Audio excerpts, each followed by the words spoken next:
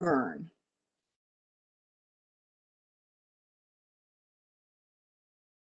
And Kimberly, if you can tell me when they all, I guess I could look at this list and see when, well, it doesn't really tell me when they arrive.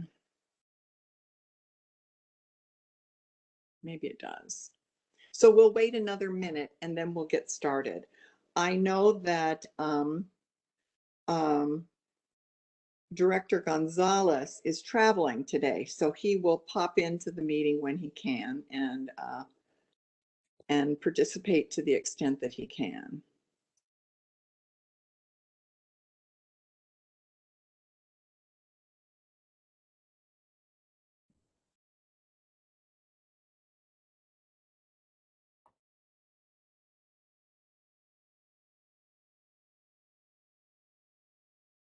On a side note, just to let you guys know, I talked to Tom Markgraf, and the gentleman that was at the event yesterday that was yelling and screaming, he was focused on Mayor Willer, along with TriMet in some cases. And I understand we gave him a couple of cupcakes, and he stopped yelling for a short period of time while he participated in eating those cupcakes. Good work. Cupcakes worked. Yes, for a short time. They were small cupcakes.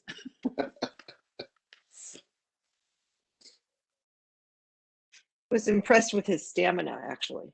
Oh, yes. That he kept yelling for so long. You should have seen him during the protests last year.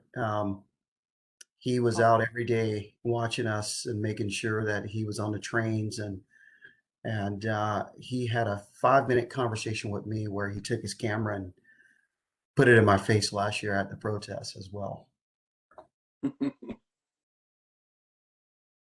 Kimberly, are you able to check with Director Way and Director Lewis? Oh, Director Lewis is here now, but she's here as not a participant, but not as a panelist, but as an attendee. This individual that was videotaping, is this the same one that used to come to our meetings and videotape? Yes. Really? He was actually asked to leave a couple of years ago from our board meetings, that he got so disruptive. Yeah. Oh. Okay. Brandon is his first name. Mm-hmm. Okay.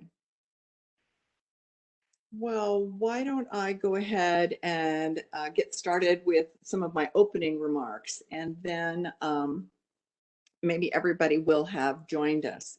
I know all of you, if you watched the evening news yesterday, knew that TriMet had a wonderful, wet, soggy groundbreaking on the Better Red project. And it was well attended, and the staff did a yeoman job in terms of protecting us from the elements. And it was just really exciting to have the Federal Transit Administrator, Nuria Fernandez, with us. And we've covered it before in board meetings, but the contribution by the Federal Transit Administration of almost $100 million, $99.9 million, is pretty significant. And it really basically covers about a third of the cost of the Better Red project. So with that, I'm going to go ahead and welcome you all this morning and talk a little bit about the strategy sessions that we've had before. They provide a great resource for the board and the agency and help us ensure we stay on track through evaluation and adjustment of things for the agency. The meeting today is even more important as we continue to move through an incredibly trying time. I'm so very appreciative of everyone here today, as well as individuals who have gotten us to this point. The hard work, dedication, ongoing public service, transportation, our regional riders have been nothing short of amazing. I also look forward to what is ahead for the agency. Now, as we wrap up the first quarter of the new fiscal year, it's important that we gather to take stock of where we are and evaluate our position and goals for the future. These strategy sessions, as I said, are crucial for the agency's long-term success and help us as the board focus on how to best serve our region, riders, as well as we recover from the pandemic. This strategy session is an opportunity for us to examine the path forward and ask questions and focus our efforts. Today, we'll have the opportunity to consider what's the agency's financial outlook, as well as consider how can the agency spur ridership and improve service delivery. And the first topic on financial outlook, there will be a slide if you will see it later if you haven't seen it already, that talks about a potential fare increase in FY22. I want to mention right now that there's been no decision about whether the agency will ask the board to consider a fare increase. The general manager has indicated that he has asked the staff to evaluate and determine the consequence to the agent's ability to meet its mission if no fare increase occurs. So right now we'll hold off on the topic until November, when we'll have an answer to that question. We'll hear from staff today. We'll ask questions and share insights, and I encourage you all to speak openly. While we face some major challenges, I'm optimistic about the future, especially given all the dedicated individuals here today committed to our shared success. I want to thank you again for your participation and look forward to what is sure to be an engaging meeting. I will now turn it over to General Manager Sam Dessou to share his vision for the agency. Sam? Thank you, President Simmons. Before I get started, I want to pause and ask Kim if she could resend the meeting request to Dee Brookshire. Some way Dee got knocked off the system here, and wanted to, if you could just send her the invite to for her to reconnect.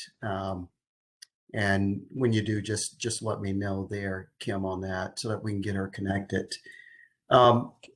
Also, President Simmons and Board, I wanted to let you know I received a comment card, kind of a acknowledgement from the Federal Transit Administrator, and basically she said, "Dear Sam and TriMet, congratulations on achieving this important milestone of TriMet's LRT. The Big Red is happening.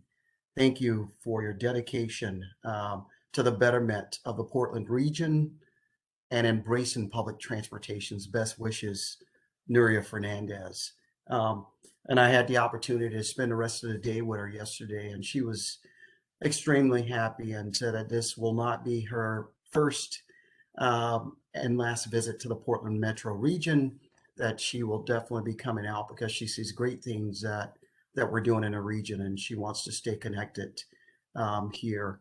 And she also commented on the work relationship that we have established with CTRAN and kind of working with that agency as well as a region, and then all of the partnerships that was there at the event yesterday. So I just want to first say to you, thank you all, board, for your leadership, your support, as looking at this several years ago to know that this was a priority for the Portland region and moving us forward. And also, I want to just thank the staff for a moment.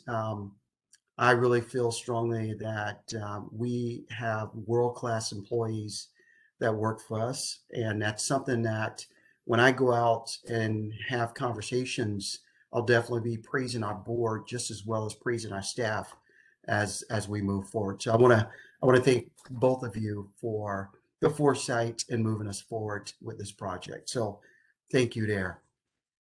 Kim, did we get Dee back on the event? Hi, Sam. I'm working on the issue right now. We're having some issues with people joining. Sam, this is Nancy, and Dee and I have connected, and I'm prepared to give the presentation. She's not able to join. Okay, thank you, Nancy. So I'll go ahead now and give some remarks as what President Simmons said earlier. Just want to say good morning to you, board. Good morning to all the employees, the executive team that's on board with us. Really great to see all of you today and have that opportunity. And thank you for the ones that was there yesterday. Appreciate your support as well. We're here really to talk about strategy and really look at potential improvements to support our progress as we move forward here. And just again, want to thank all of you for the tremendous efforts that you've all made during a pandemic and a recovery period. I've been inspired about what we've done and what we've accomplished, and really appreciate all that you continue to do. Our frontline employees and staff has demonstrated strength, determination, and dedication, and it's been remarkable to lead and also be part of it. I know the executive team just recently, we just got out on the system over 2 weekends ago and rode the system and really talked to our employees. And we were out that night, and making sure that the folks saw us, the visibility just as well. So the grit, the flexibility, and the resolve that's demonstrated by TriMet staff has kept a crucial service not only moving during this pandemic, but as safe as possible, given tenacious circumstances. And again, board, I just want to thank you for your guidance, for your direction, and during this situation and this crisis that we're faced with. What I've seen from staff and leadership is, again, the energy, the commitment that we all need to carry us and persevere as an agency here. So as I've talked with staff over the last couple of months, I've shared a quote that continues to speak with me. Challenges are what make life interesting, and overcoming them are what make life meaningful. So challenges make it interesting, overcoming them makes life meaningful. We've all adapted, we've collaborated, we continue to guide the strategic direction of the agency to the meaningful contributions that's helping us overcome this onslaught of challenges that we're faced with. So I just want to thank the staff for all of the hard work on plans to ensure that we are firm financially, that we're set up for ridership recovery, and that we've prepared plans to analyze our service to ensure we continue to best meet the needs of our customers. And I also want to pause here and let you know that we'll be giving you a full update on the comprehensive service analysis that's coming. And really good news, we close on the procurement process tomorrow. And hopefully we'll be having some really good news for you, President Simmons, and the board here about our selection on that. All three of these keys are to our future of the agency, the recovery of our region. As I look forward to hearing from the presenters today, before I hand it off, just want to share with you an overview of my focus and vision for the agency.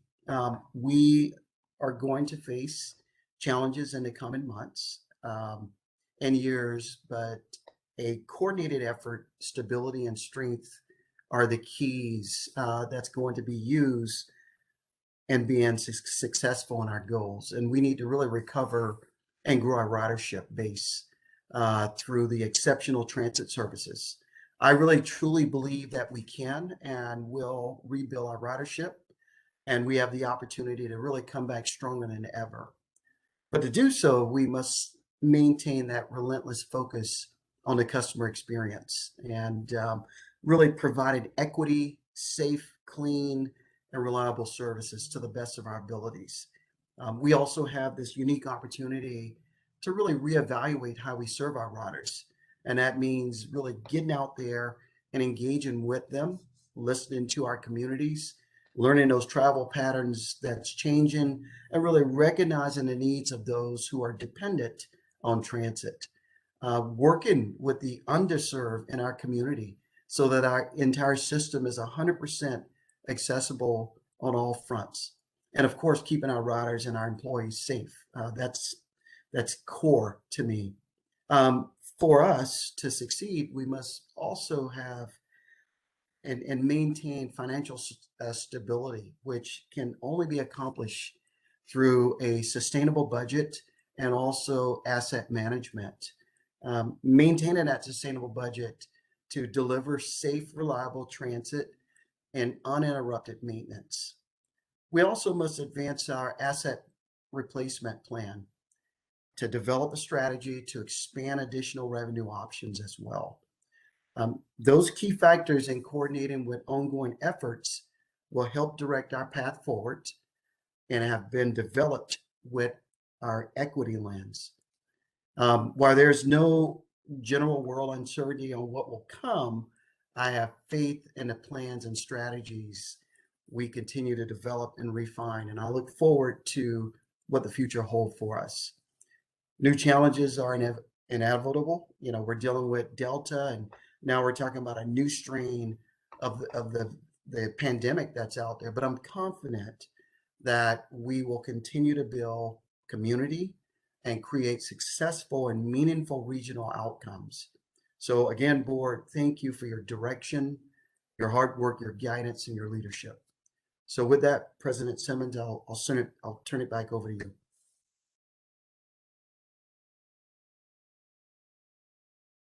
I think you're muted.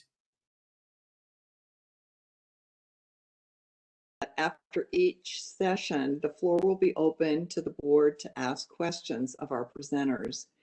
Given that we're virtual, I'd like you to raise your hand and I'll call on you. It's a little clunky the way this all works, but I'll do my best. Our board meeting last week, I sort of looked at whose mic was on. So if you can't figure out how to raise your hand, at least open your mic. Oops. Back on. So we have also planned time for the board discussion following each of the topics today. Again, for any topics that land outside the scope of what we're talking about, we'll put them on a parking lot to address at a later time. And with that, let's get the strategy session started. First, we're going to hear from Dee Brookshire, TriMet's Executive Director of Finance and Administration. Dee, the floor is yours.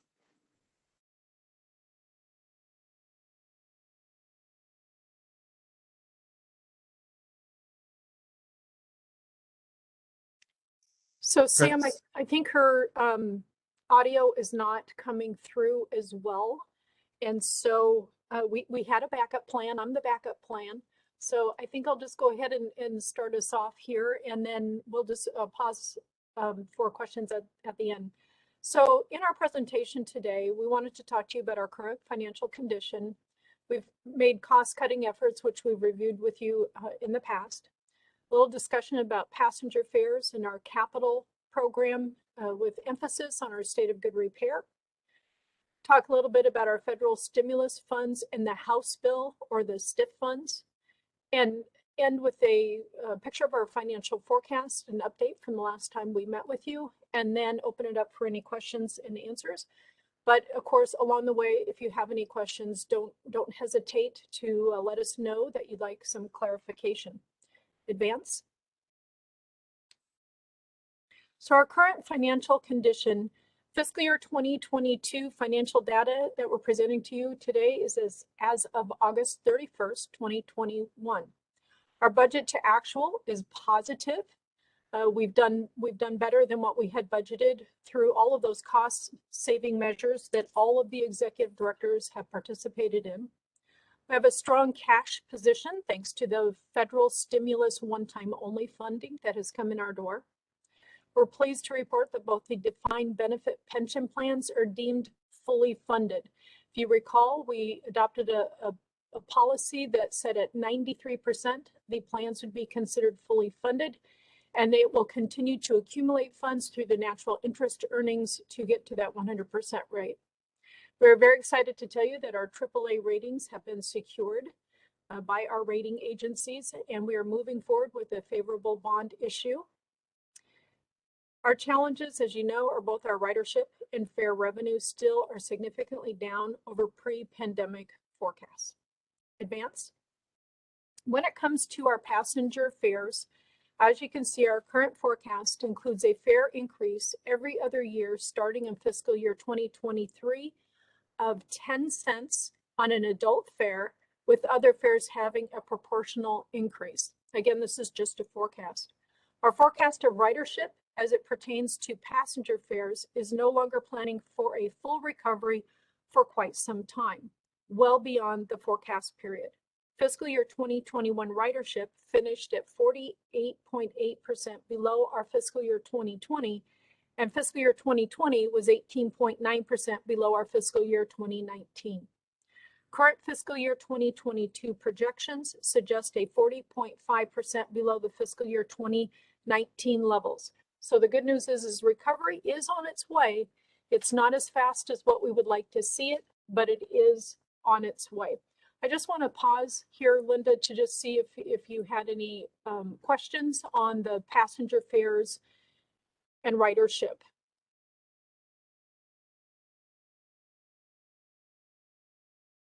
Whoops. Okay, hearing none, we're going to go ahead and advance the slide, please.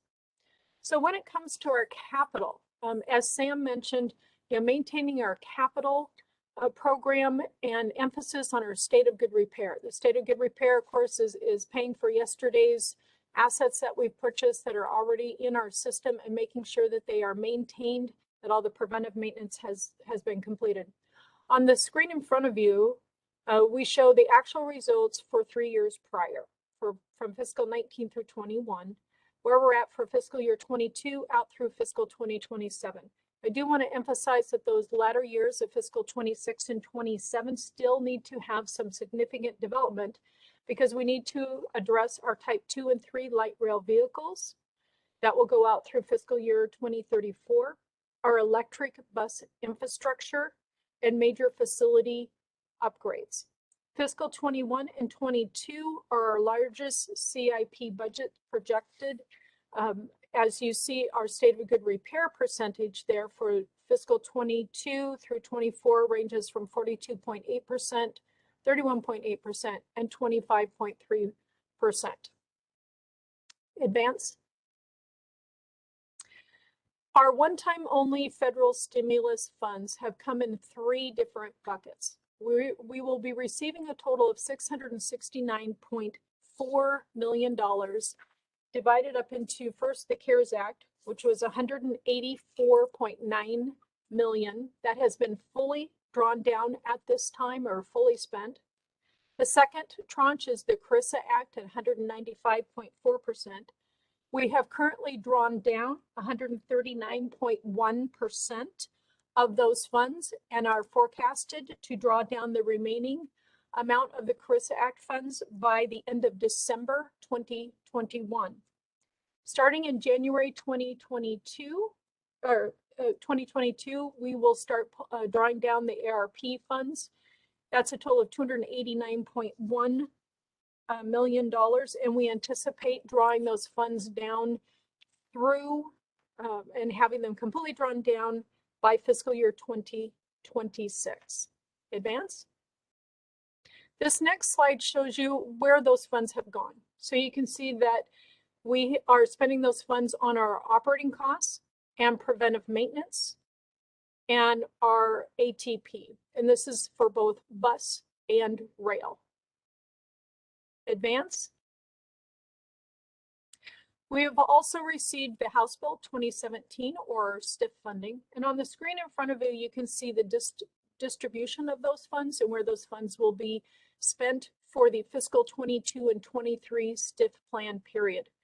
Everything from our low-income fare program, and as you can read there on the screen, it includes human resources or our senior and disabled services.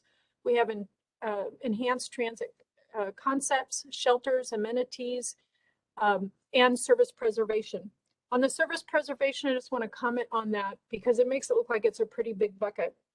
For fiscal year 2022, we have 29.6 million. This will be drawn down in its entirety during fiscal year 2022, and the same with 2023. In addition, the plan also includes 19 million of service preservation funds that we carried forward from our previous plan. That 19 million will be utilized by the end of December 31st, 2021. Also in our carryover, it includes 30.8 million dedicated to battery electric bus purchases. So you can see that stiff funding with all of the programs and tasks in front of you. TriMet is very active in the programs that we have set out, and those funds will be utilized as the funds come in the door. So we don't anticipate as big of a carryover going forward when we get to the next stiff plan. Advance. So this brings us to our fund balance projections. When we previously met with you, the last projection that we had given you is that we were going to be 155 million, a need of 155 million reduction starting in fiscal 26, extending through fiscal year 2030.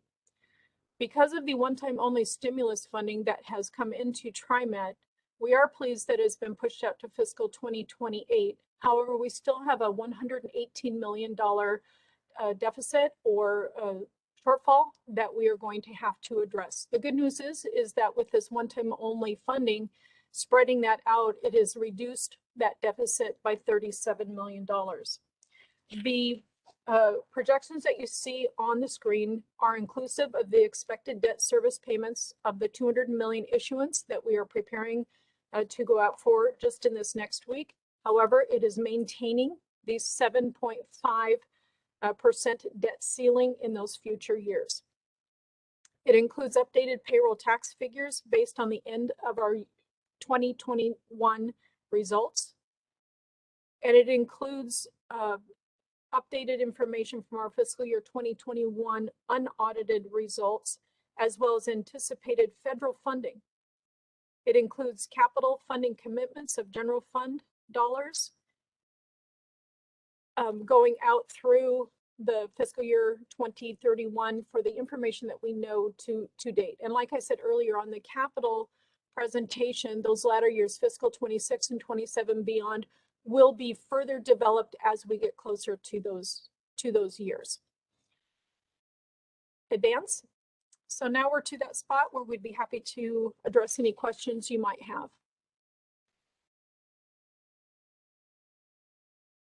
Thank you, Nancy and Dee. I know Dee is with us, just not speaking.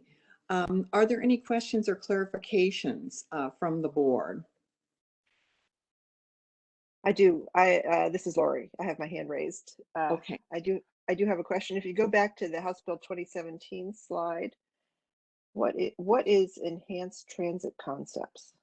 Mm-hmm.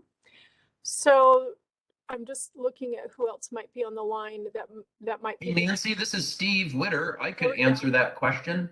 Go ahead, Steve. Okay, Director Simmons. Oh no, that was Director Bauman.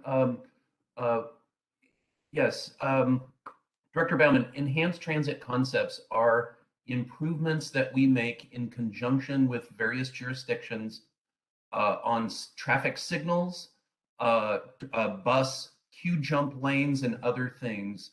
And so they're small improvements targeted at specific locations to address congestion issues and move buses through traffic more quickly.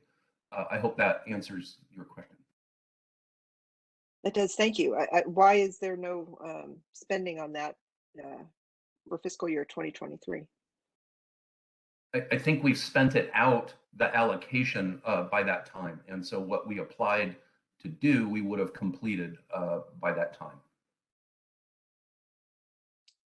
Thank you. So next is Director Edwards, followed by Director Way. Thank you. Back to that same slide, please.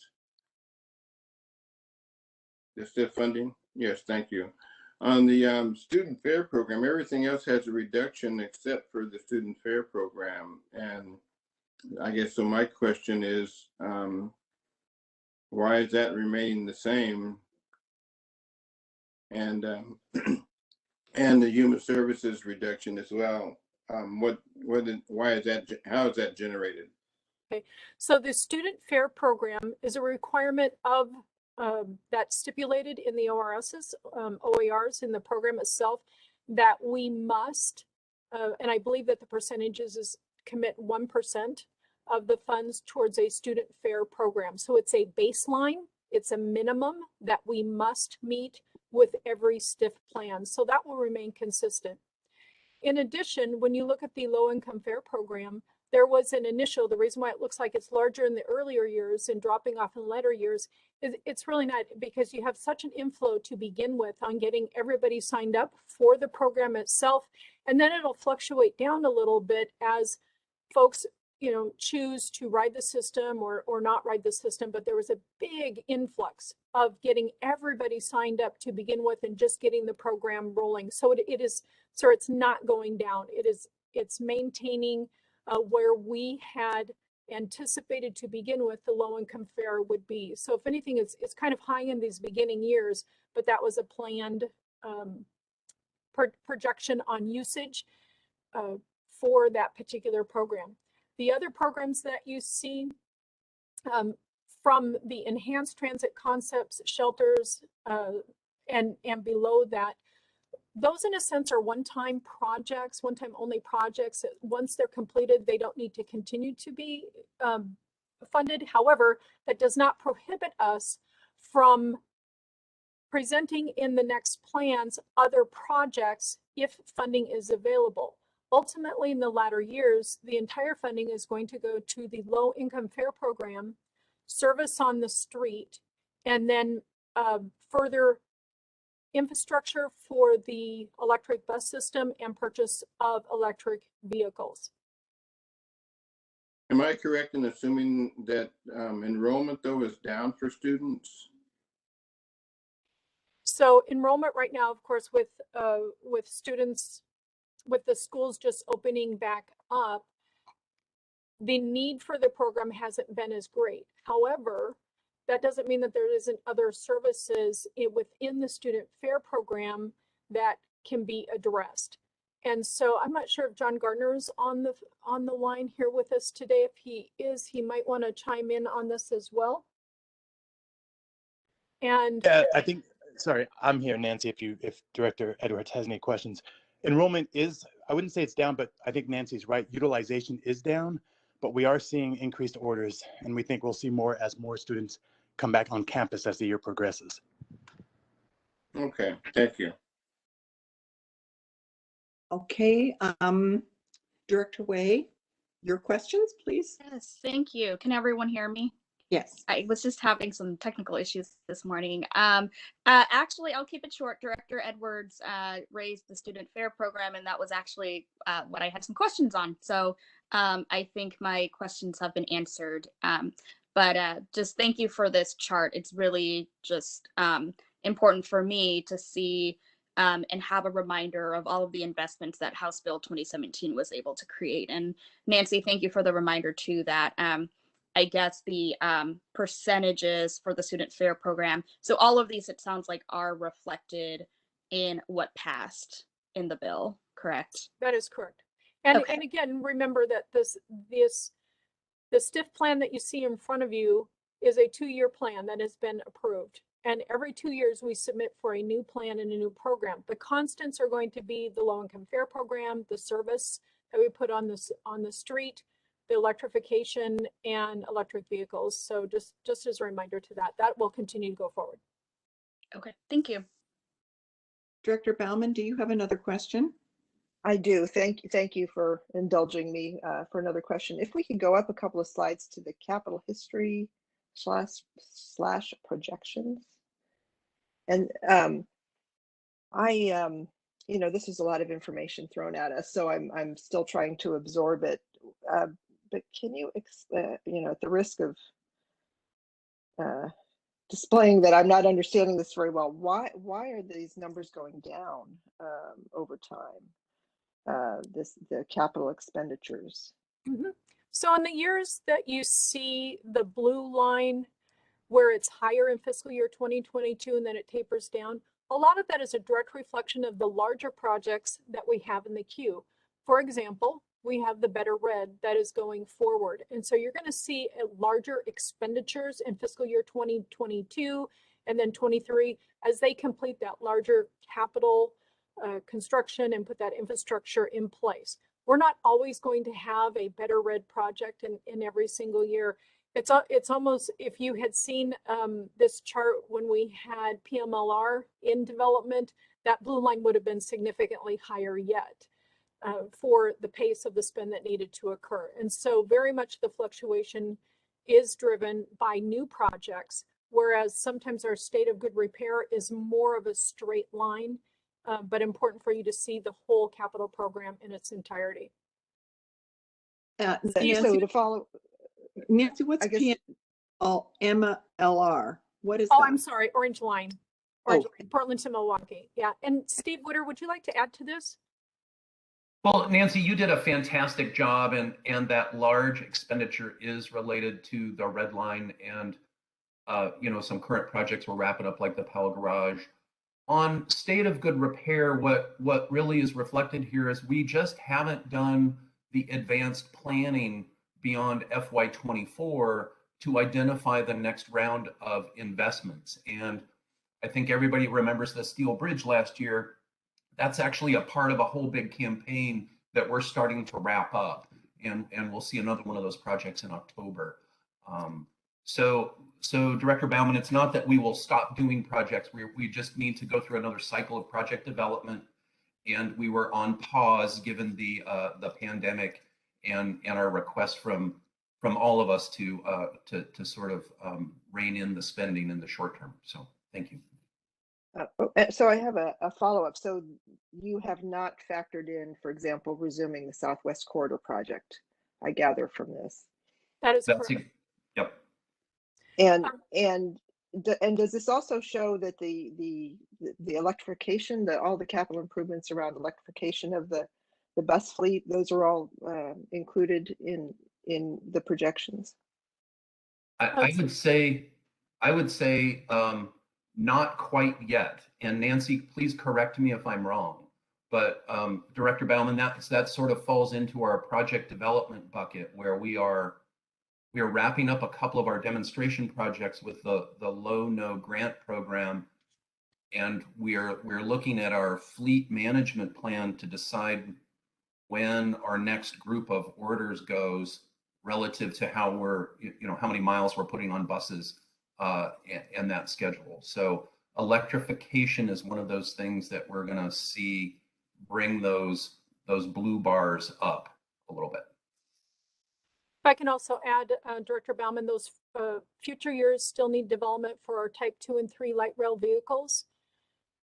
As Steve mentioned, the electric bus infrastructure, and then we have some major facility upgrades out at Center and Merlot that as we get into the latter years, you're going to see the forecast change on those. I think a good projection to look at, if you look at the 3 years of actual, that really gives you an idea of what the normal pace is for the capital program. When we start a program out, and Steve, correct me if I'm wrong, but there's always, there are best laid plans with how we would like to go forward. And then there's always challenges along the way, whether it's permits or, partners that we need to have at the table that can cause some things to be pushed out or sped up. But I think that those 3 years of actual give you a better idea of what the real pace is with the capital program.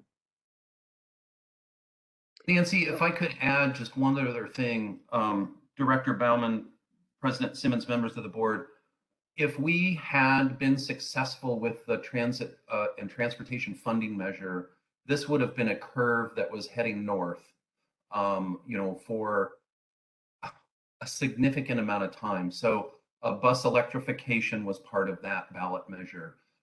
Some of the bus rapid transit projects were part of that ballot measure.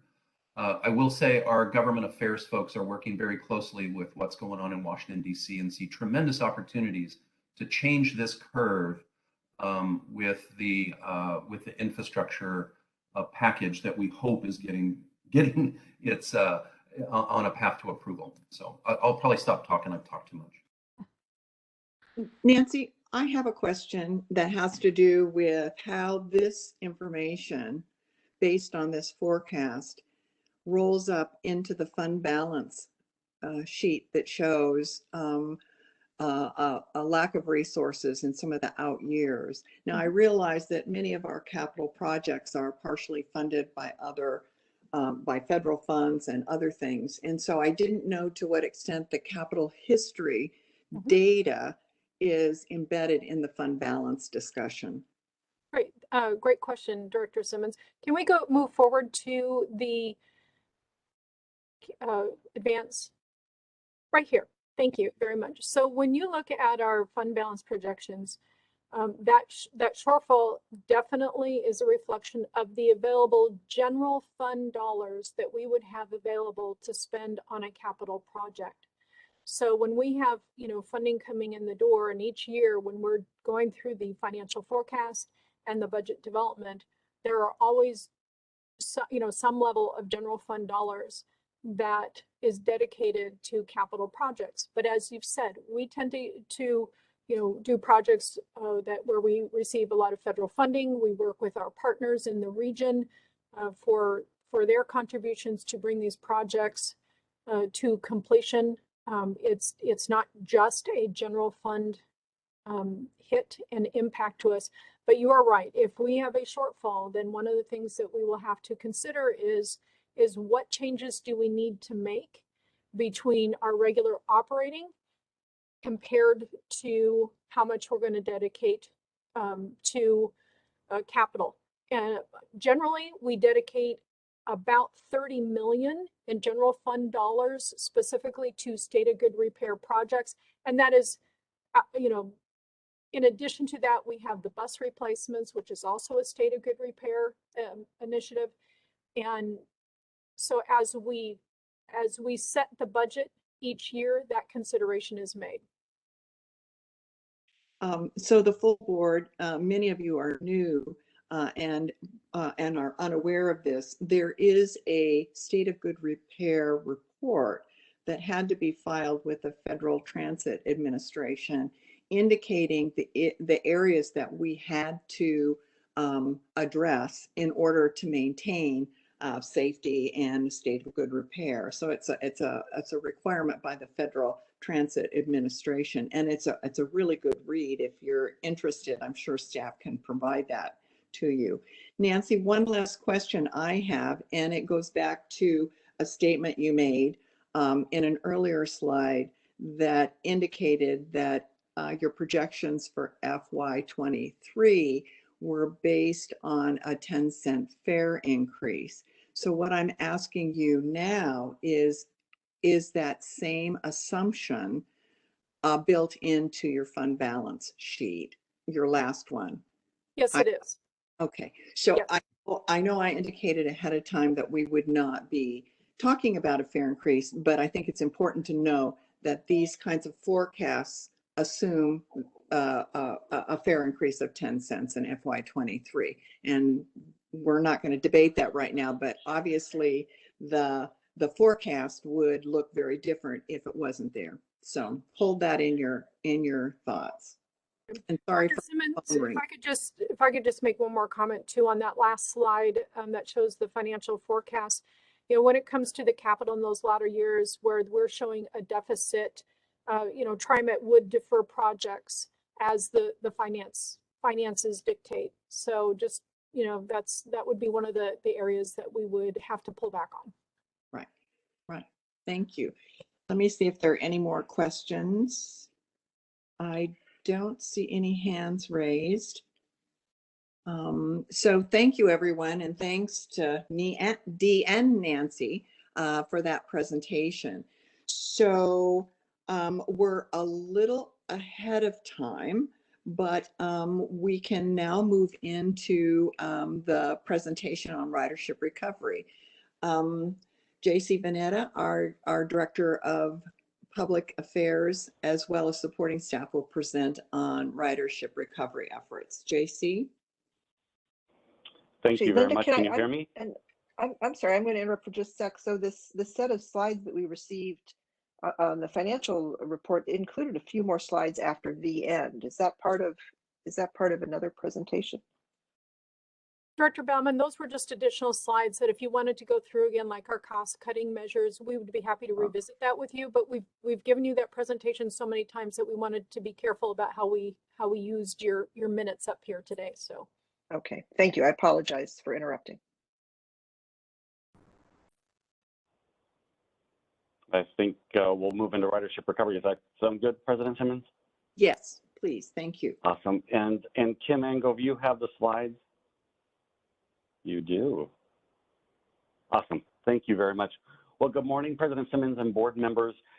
Today we will walk through our ridership recovery efforts, starting with a bit of context first, and then we're going to hear from a talented panel of experts from many divisions across this agency. We're all working together towards our ridership recovery efforts. Next slide, Kim.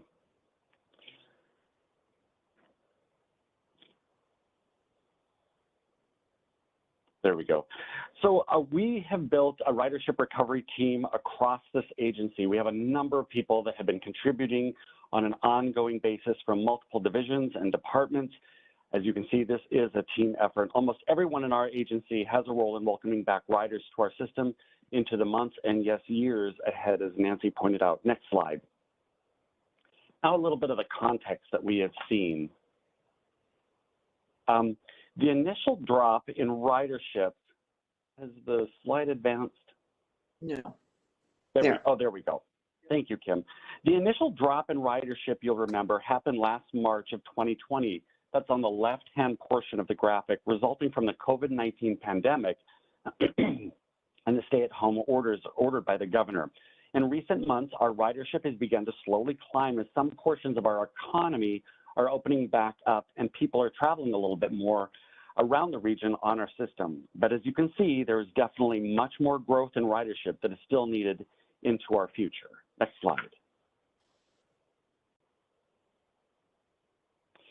At the start of the pandemic, TriMet immediately responded by creating the virus leadership team that would guide and inform our policies and procedures based upon federal and state guidance. We immediately made service reductions to match the reduced service demand and to be fiscally responsible. We soon shared a 9-point plan to our riders and the public to help them understand what we were doing to ensure we were operating a safe transit system during the pandemic. We have taken pride in knowing that many essential employees across this region depend on our transit system, and that we were working to safely get them where they needed to go during the pandemic. Throughout all of this, I just want to stress we have been listening to health experts to keep our riders and employees safe. Next slide.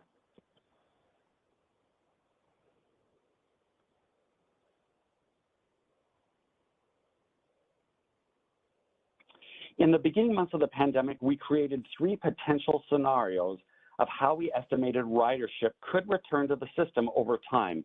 One pessimistic, one optimistic, and one right in the middle, in between those two. We brainstormed together as a team and listed key inputs that we thought would guide the regional economic recovery, as well as the inputs that would inform potential transit riders to return to the transit system. This chart is just a snapshot of some of the inputs that we considered.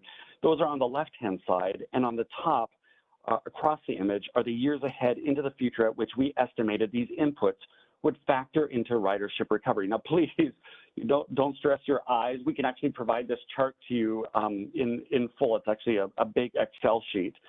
But know that some of the major inputs included are the physical distancing guidelines, economic recovery projections, employment projection levels, work from home trends, anticipated options for service level increase to meet eventual growth in demand, as well as tracking revenue hours on the system for our operations. A lot of inputs that have gone into these scenarios.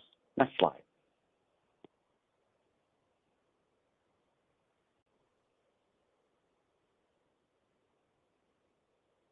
And these are the 3 scenarios.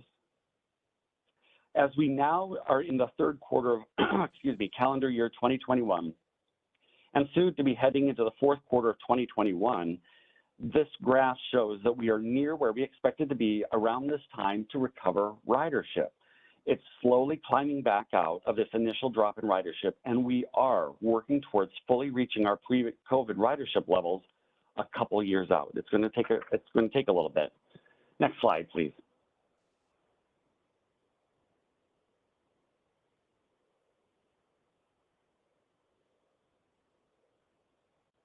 One of the major inputs we are using for our thinking are the quarterly economic recovery updates and projections from the State of Oregon Office of Economic Analysis.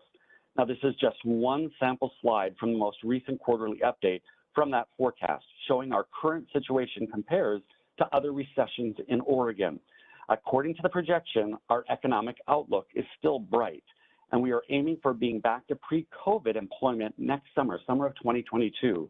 Now, this is not a TriMet specific projection, but this is data and forecasting from the State Office of Economic Analysis. We will continue to monitor these quarterly updates going forward and continue to check them against our own thinking internally in close partnership with our finance team. Next slide. So that gives you a little bit of context, and now we get to dive into some of the key areas. And since the pandemic started, we've been pulling together a ridership recovery team. We've been meeting twice a month. And what we found is that all of our recovery efforts are grouped into the following 4 categories. Research and survey updates. We've been doing a lot of research, cleanliness, safety and security, service, amenities and access, and marketing, communications, and customer experience. With that, I'd like to share the stage with a wonderful panel of experts here to share some highlights of some of the work that they've been doing in these 4 categories. Next slide. The first up, we have Madeline Steele. She is our Senior Analyst of Electronic Survey Development to cover the first category of research survey updates. Madeline? Thank you, JC, and good morning, Board of Directors. Next slide, please.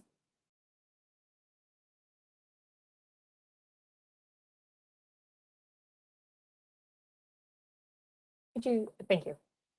So I'll be sharing some survey research that is informing our ridership recovery efforts here at TriMet. I'll start with highlights from some external national surveys that get into work from home trends and project out what work from home might look like in the future. Then I'll discuss some key findings from TriMet surveys, one from May of 2020 and one from May of 2021. Advance, please.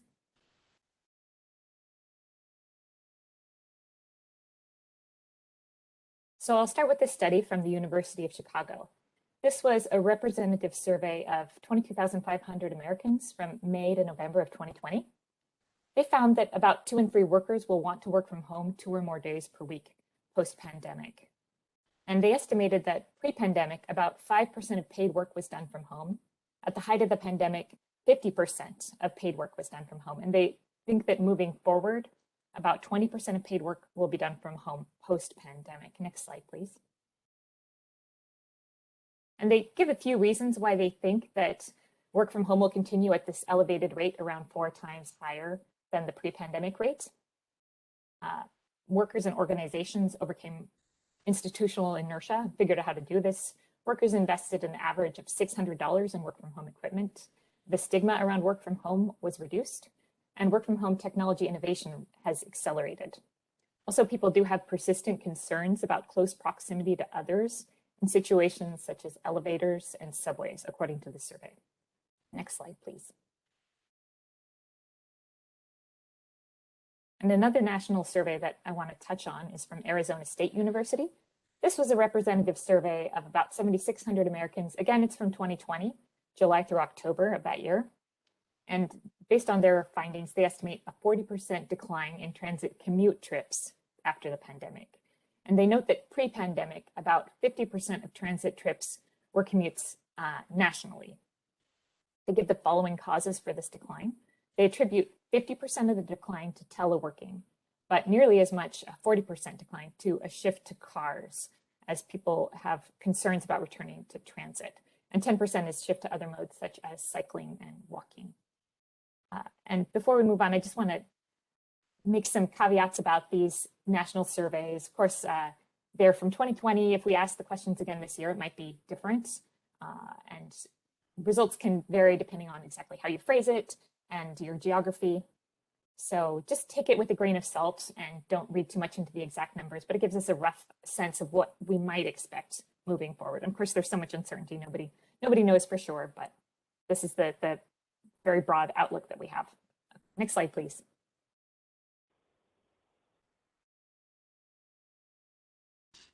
So now I'll talk about a survey that we did here at TriMet on COVID-19 shortly after the start of the pandemic.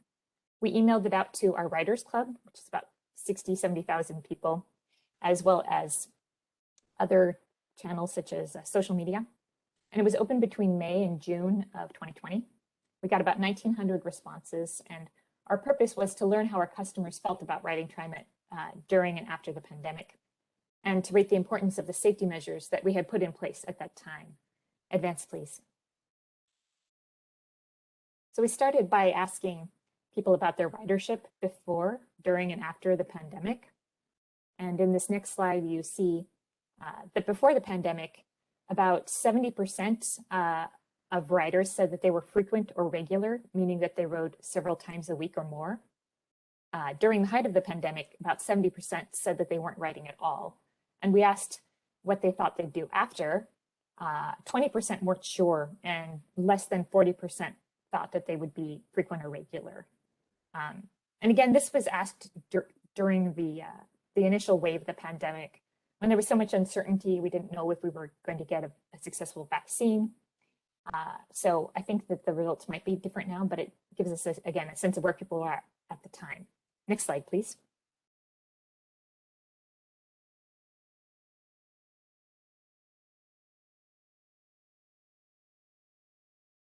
So we also asked, TriMet is currently implementing the following precautions to prevent the spread of COVID-19. Which of these make you feel safer? Check all that apply. So we had a menu of the precautions we were taking at the time. And the most important one, according to our writers, was requiring all passengers and drivers to wear face coverings. 90% of our respondents selected this. This was followed by 82% of people saying that disinfecting buses and trains about every 4 hours was most important. So again, this might be a little different this year, given our new understanding of how the virus spreads. Next slide, please.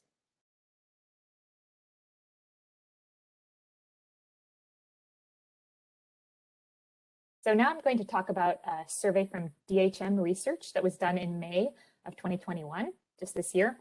This was a representative survey of 328 Tri-County residents, both writers and non-writers.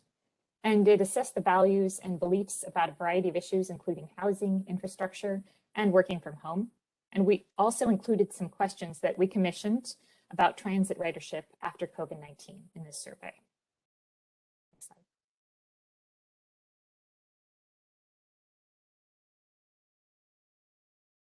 So we asked people who had ridden before the pandemic, once the pandemic is under control and schools and businesses are open like before the pandemic, will you ride TriMet more, about the same, less, not at all, or I'm not sure? About 71% said more or about the same, and 26%, that's a quarter, said less or not at all. So, so the gain of 12% is more than canceled out by the loss of less than or not at all. So that does sort of jive with what we're seeing in terms of our APCs and gives us some idea of what we might expect and the challenges we have to overcome as we look to increase ridership. Next slide. So we followed up this question by asking them about why they weren't riding TriMet as much. We gave them the following list of options, and they could pick up to 3. And the most popular one was using other modes instead. 47% of respondents selected this.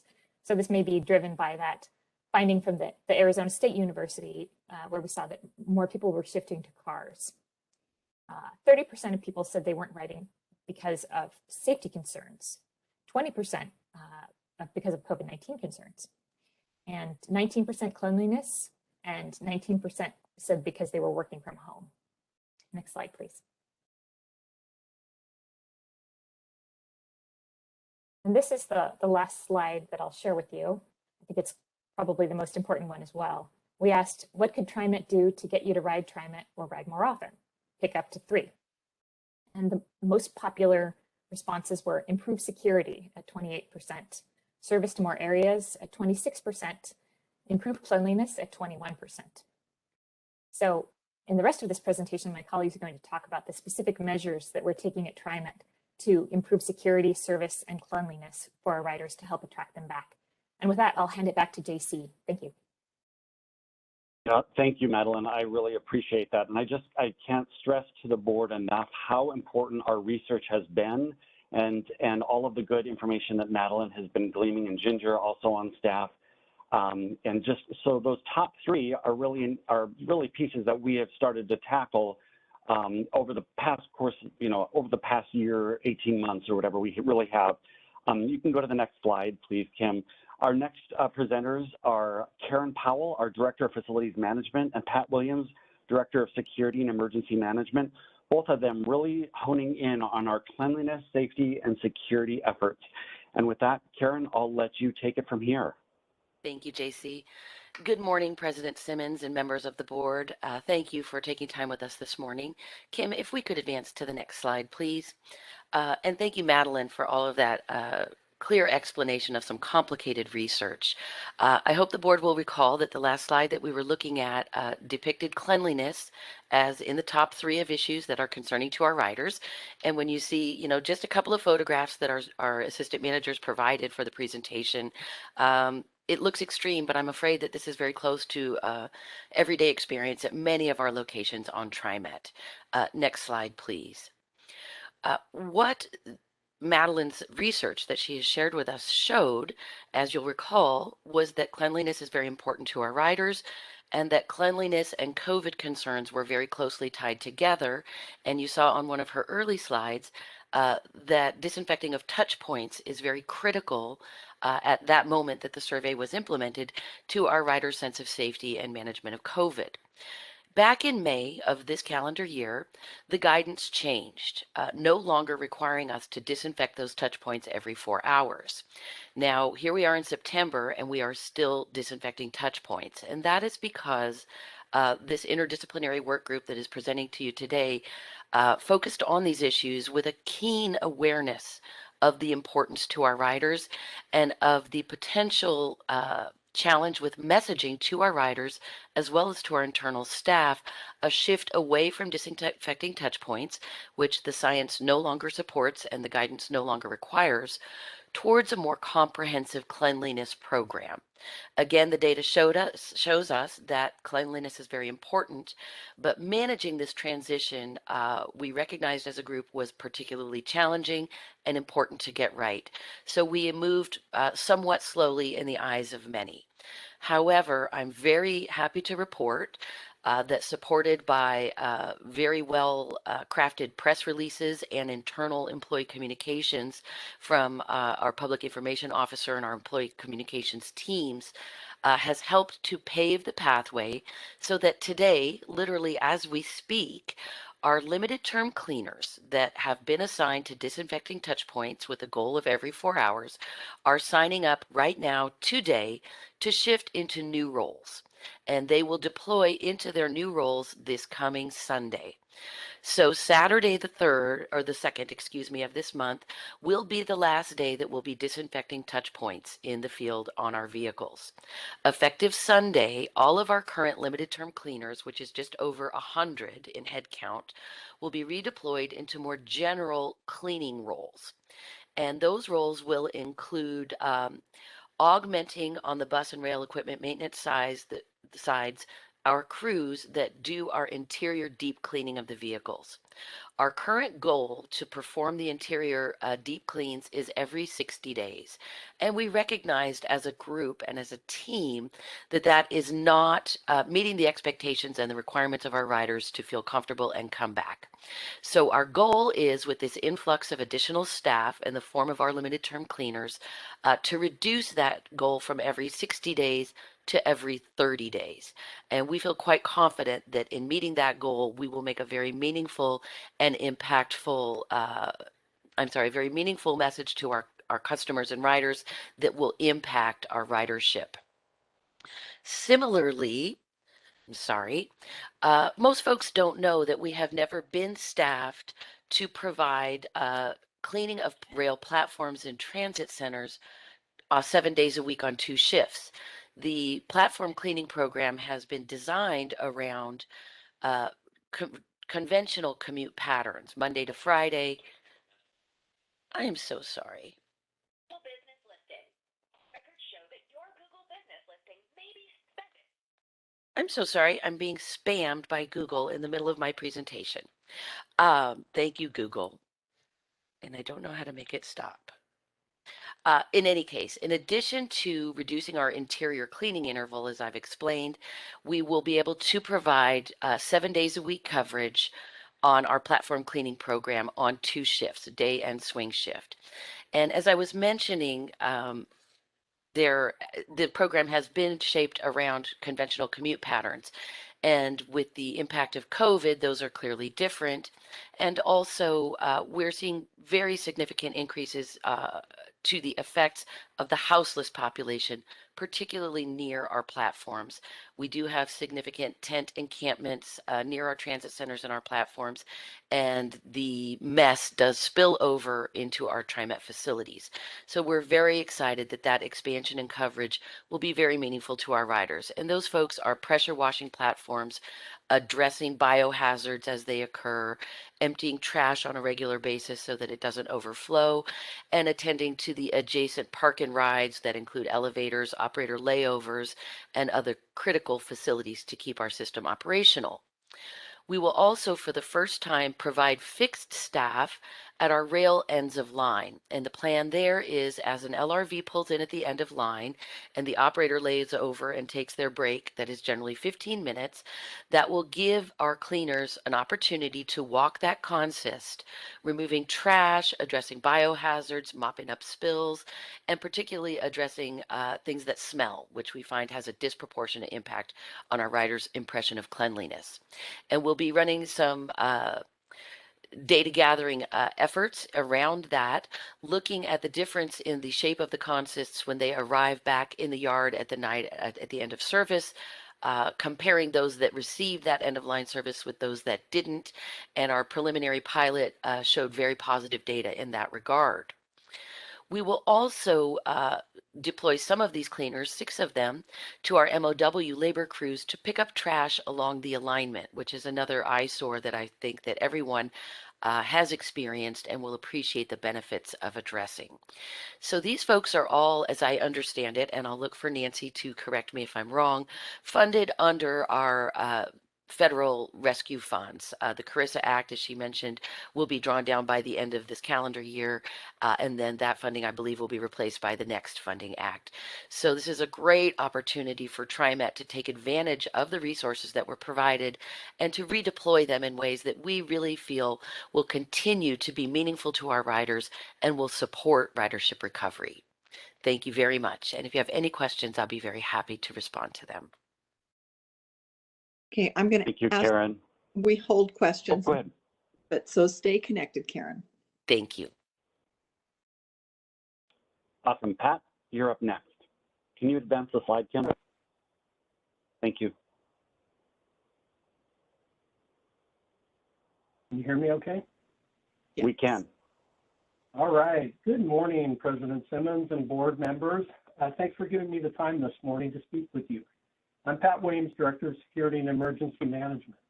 Now, I know you recently received a presentation with the Reimagined Public Safety, and so 2 of the areas that I'm going to focus on today, one of them was briefly talked about during that last presentation, but the 2 topics I'm going to talk about today is we're focusing on high visibility of staff to enhance customer safety and rider experience, and also the training efforts that we've undergone. So I'll start with the high visibility. We've broken this into 3 categories. So starting with deployment strategies, we're hard at work trying to become nimble and responsible to help problem solve issues that were traditionally handled by law enforcement and transit police. With the reduction of the transit police, we know that law enforcement is still needed, but we really want to focus their area on responding to crimes on the system and following up on crimes. So we do know that there are so many other uses that the transit police were used in the past, but we know that we can use those to problem solve with our existing staff. So we're using databases that TriMet already has in place, such as the ACID database, to produce stats that will help us deploy our unarmed security and our TriMet staff on the bus and rail lines. And so far, we found this to be a very positive experience for both our customers and our staff, mostly our operators. And some of the bus lines that we've focused on have been the 72, the 75, the 53, and the 9. And that's just a few of them. I know when staff have the opportunity to get on other lines, they do when staffing allows or when something comes up. So the next topic will be engagement with customers. So there's a multitude of strategies involved, but primarily we're focused on high visibility, but most importantly, being approachable. And that sometimes requires our staff to take the first step to meet that customer who may need help or may be a little concerned about approaching them. So as you learned from Reimagine Public Safety, we're using a new pilot project called the Safety Response Team to provide additional presence on the system. And so far, the SRT team, which we're calling SRTs, is having a very positive response from not only our customers and staff, but also people near the platforms where they visited. One specifically was out at 122nd and Burnside, and we had a neighboring dental office that was so happy to see them out there. And then the last is reducing operator assaults and service disruptions. So this is one of our biggest challenges. As you know, you can't predict an assault when that's going to occur, but our statistics are showing that disrupted passengers almost always lead to some type of verbal dispute or a physical assault. And so for that reason, we're holding weekly security meetings with not only our transit police, but our security and TriMet staff to help better deploy resources throughout the system. But this also gives all of our staff time to get to know each other and then help discuss problem-solving methods with each other. And what works for law enforcement will not work for security sometimes or TriMet staff. And so it really gives our staff time to bounce things off each other. And then the last thing I'll talk about is something that we started back in December of 2020. And you got a little snapshot of that of the last presentation, but we've been holding a lot of training at our new public safety office, and we've been focused on mostly cultural competency, de-escalation tactics, and mental health first aid. Those are the areas that we're focusing on, but a lot of the classes, as you saw before, bias busting, we've had a large amount of employees through that, unconscious bias, emotional intelligence, and improving interactions with those in distress and microaggressions. And so with that, I'll pass it back over to JC. Thank you.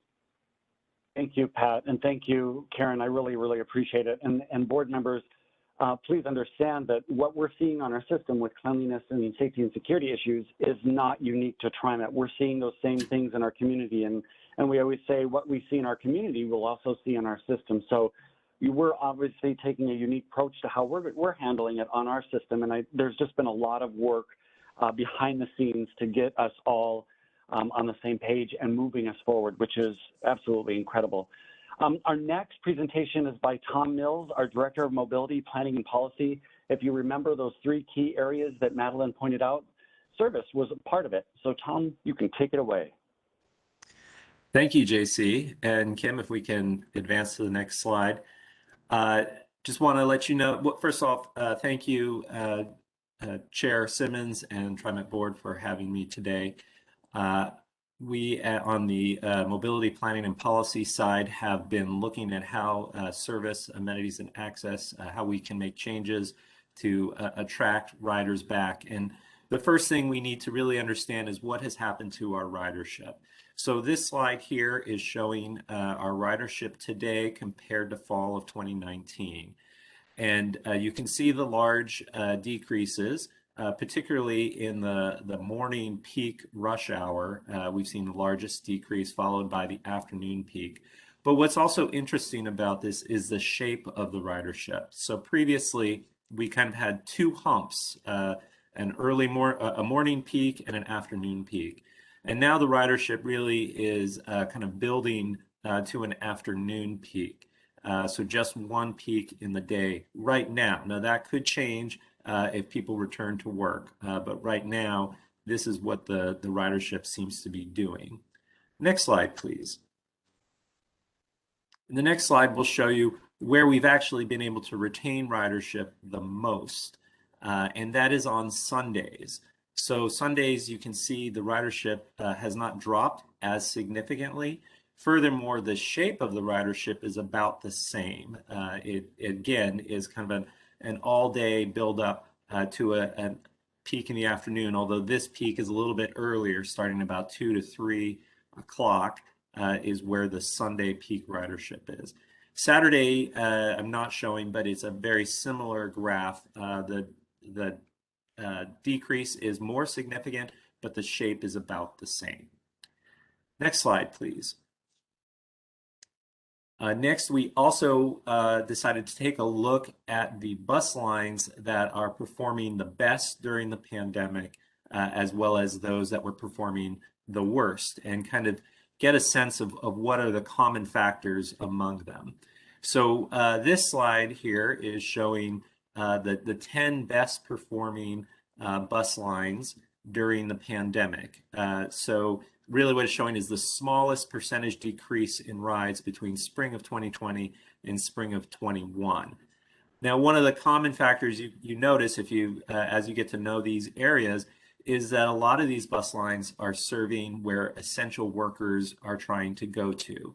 So for example, Swan Island is on this list. Out in Troutdale, line 81, which serves the Amazon distribution center, is on this list. Lines serving Clackamas Town Center are still on this list. Now, it is important to note that a number of these lines serve equity communities as well as entry-level jobs, and so we didn't cut back the service on these lines, or at least not as much in some cases. So they do have more service, allowing them to carry more people. But it is interesting to see the areas that they serve. There are some commonalities there. And the next slide, please. And the next slide will show us the largest decrease in rides and where we're performing the worst.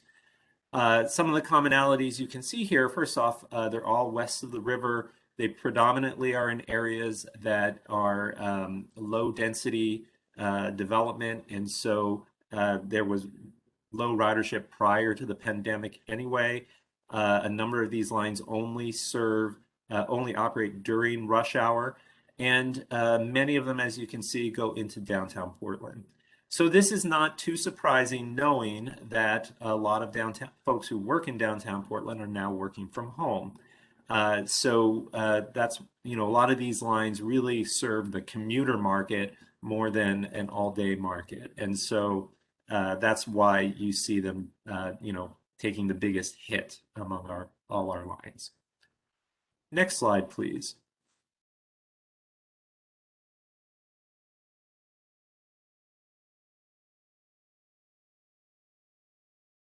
And so what are we kind of expecting to happen based on our best information?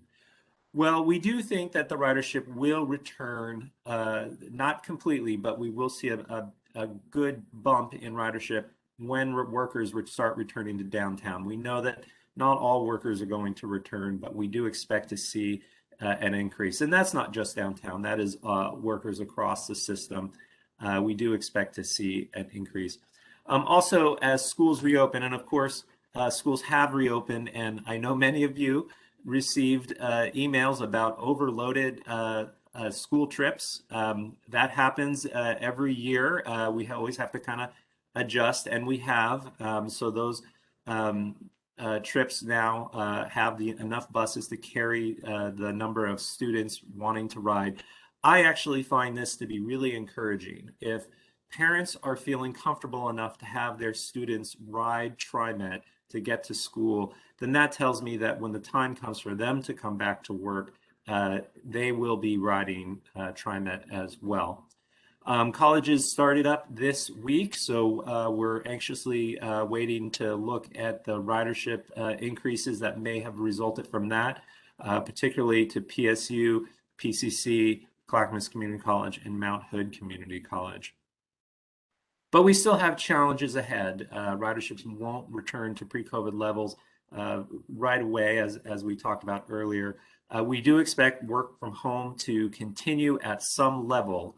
There has been a cultural change, and we expect that while some people will return for a portion of the week, they still may work from home a few days a week. Also, some other things that are difficult to really measure is just the amount of hesitancy that people might have boarding a vehicle with others. And then, of course, the Delta variant is a factor out there. We don't really know what's happening. The good news is it does seem to be subsiding a bit. Let's hope that there are no more variants coming out. Next slide, please. And we do have some challenges that we need to address coming ahead. I mentioned the impact of work from home. You know, previously we thought this fall we were going to really start to see people come back, but the Delta variant has really prevented that from occurring. But it seems like the new year, from what we're hearing, it looks like companies really have just delayed the restart until the new year. So we think the January-March period will be a good barometer of what's going to happen. One of the interesting things, though, that we are expecting, and it is a bit of a challenge, is what I refer to as uneven distribution of ridership. So we know that, you know, we suspect that people still are going to work from home a few days a week. And but that probably will not be distributed evenly throughout the week. So for example, we expect Monday and Friday to actually our ridership to be quite low, but by Wednesday, we're going to probably be close to 90%. So that provides some challenges on our system. There may be days where our buses are running fairly empty and other days where our buses are overloaded. Hopefully this will kind of get people to kind of spread out the days that they work, but that may take some time. Also, perception of downtown Portland, you know, that may be preventing people from going back onto TriMet. And then lastly, the operator shortage, which I think you've all heard about, does impact our ability to restore service. Of course, our operator shortage is reflective of the entire economy. There's a labor shortage throughout the region, particularly in the driving industry. Next slide, please. So the next slide is, so what are we doing to address this? And some of you may have heard about this. We are pursuing something we're calling a comprehensive service analysis. It's actually going to get a new name that is less planarese, that the public can digest a little easier. And what it essentially is, it's two parts. It's a transit market study where we're really trying to understand what has happened to our market. Are people going to come back? But not only that, but what markets have stayed with us, and where should we be investing our resources? And then lastly, kind of that last piece is, okay, now that we know where the markets are and how the market has changed, what changes do we need to make to the system? And that can result in reallocation of service hours, changes to the network, the frequency, the span, even new buses, larger buses in some areas.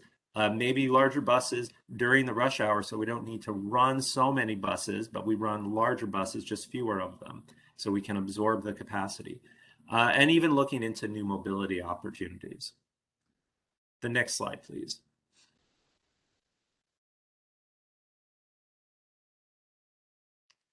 I think I just have 1 to 2 more slides. Here we go. And then also on the amenities and access side. We know that part of the experience is going and waiting for the bus. And so we want to increase the number of shelters. Actually, we have already been increasing the number of shelters. We want to continue with that, potentially even look at a new shelter design, potentially looking at replacing shelters that have been out on the system for a very long time. And then improving access. You know, a lot of times people get off the bus and they step into mud, or if you're a person in a mobility device, you can't get on the bus because there's grass between the sidewalk and the curb. So expanding the number of landing pads and curb extensions, as well as getting into partnerships with the jurisdictions about having them build more sidewalk, and in exchange we provide more shelters. And the next slide, I think that might have been my last one. Yes. Thank you. Yeah, thank you, Tom. And as you might note in your board meeting in October, you'll hear more about the comprehensive service analysis. So Tom and the project manager, Grant O'Connell, will be bringing that forward. And next up, we want to talk to you about marketing, communications, and customer experience. Lonnie Nielsen, our Director of Marketing and Business Development, has a quick presentation for you. Lonnie? Thanks, JC. I hope everybody can hear me. Let me first discuss the marketing strategy as it relates to rider recovery. The strategy takes into account all the topics my fellow team members have mentioned today, such as the recent surge of the Delta variant and the implementation of new safety protocols, while also taking into account that many companies have moved their return to office requirements to the first of the year, and even then an unknown number of folks will continue to work from home. Until we're able to see new, consistent riding habits, the rider recovery marketing message will proceed in a phased approach, with phase one to focus on rider safety and letting folks know they can return to ride with us when they feel comfortable to do so. We want to continue to listen to the community and put out messages that mirror the sentiment around COVID. Leading phase one of our marketing has been re-airing of the mask public service announcements on television, which have been airing for the last 2 months. We're working to refresh them and provide 4 new public service announcements featuring local celebrities. Also, previously mentioned today, staffing shortages are impacting many businesses, including TriMet. To support our continuing need for bus operators and mechanics, we've increased our advertising outreach to include more tactics, such as radio, streaming radio, print, and ads on our own buses and buildings, in addition to our online, digital, and social presence. As for events, since our social distancing hiring fair a few weeks ago, we put securing any additional activity from an event standpoint on hold due to the Delta surge. Please advance.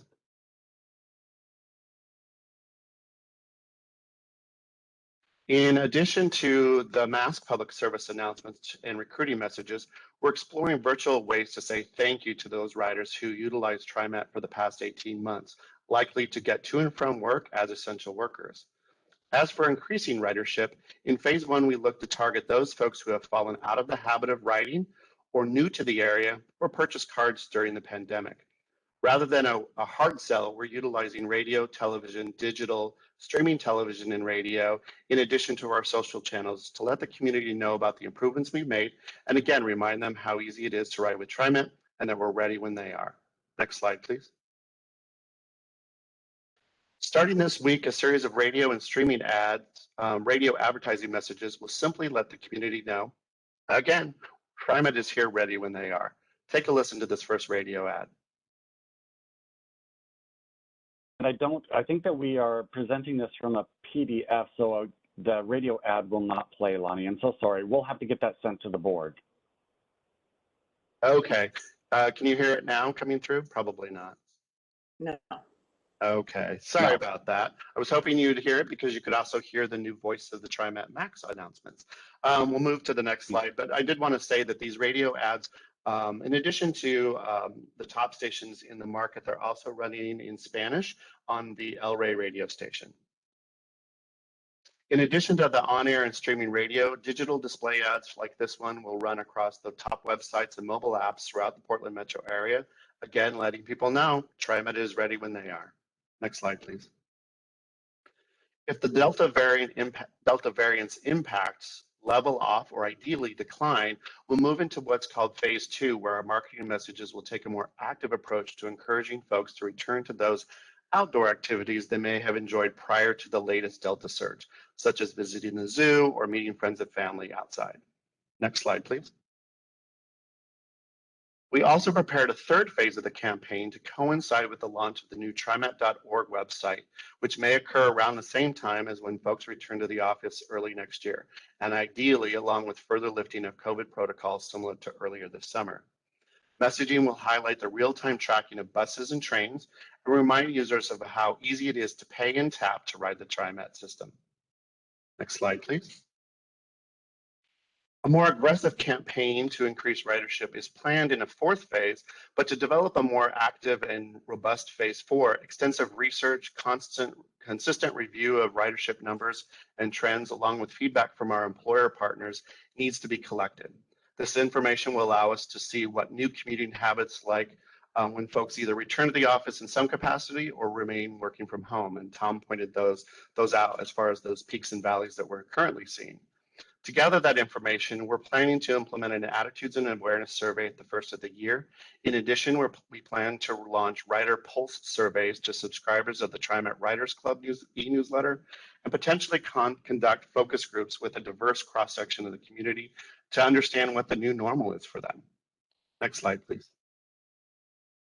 Throughout each phase, the communications team supports the Ridership Recovery campaign, utilizing our social media channels for giveaways, informational updates on changes to our system, whether that's shutdowns, new lines opening, different things like that, as well as how we can secure, they work to secure earned media to coincide with each of these marketing efforts. And we'll do the next slide. And not to forget our customer service team, I also wanted to touch on their ongoing efforts to support rider recovery.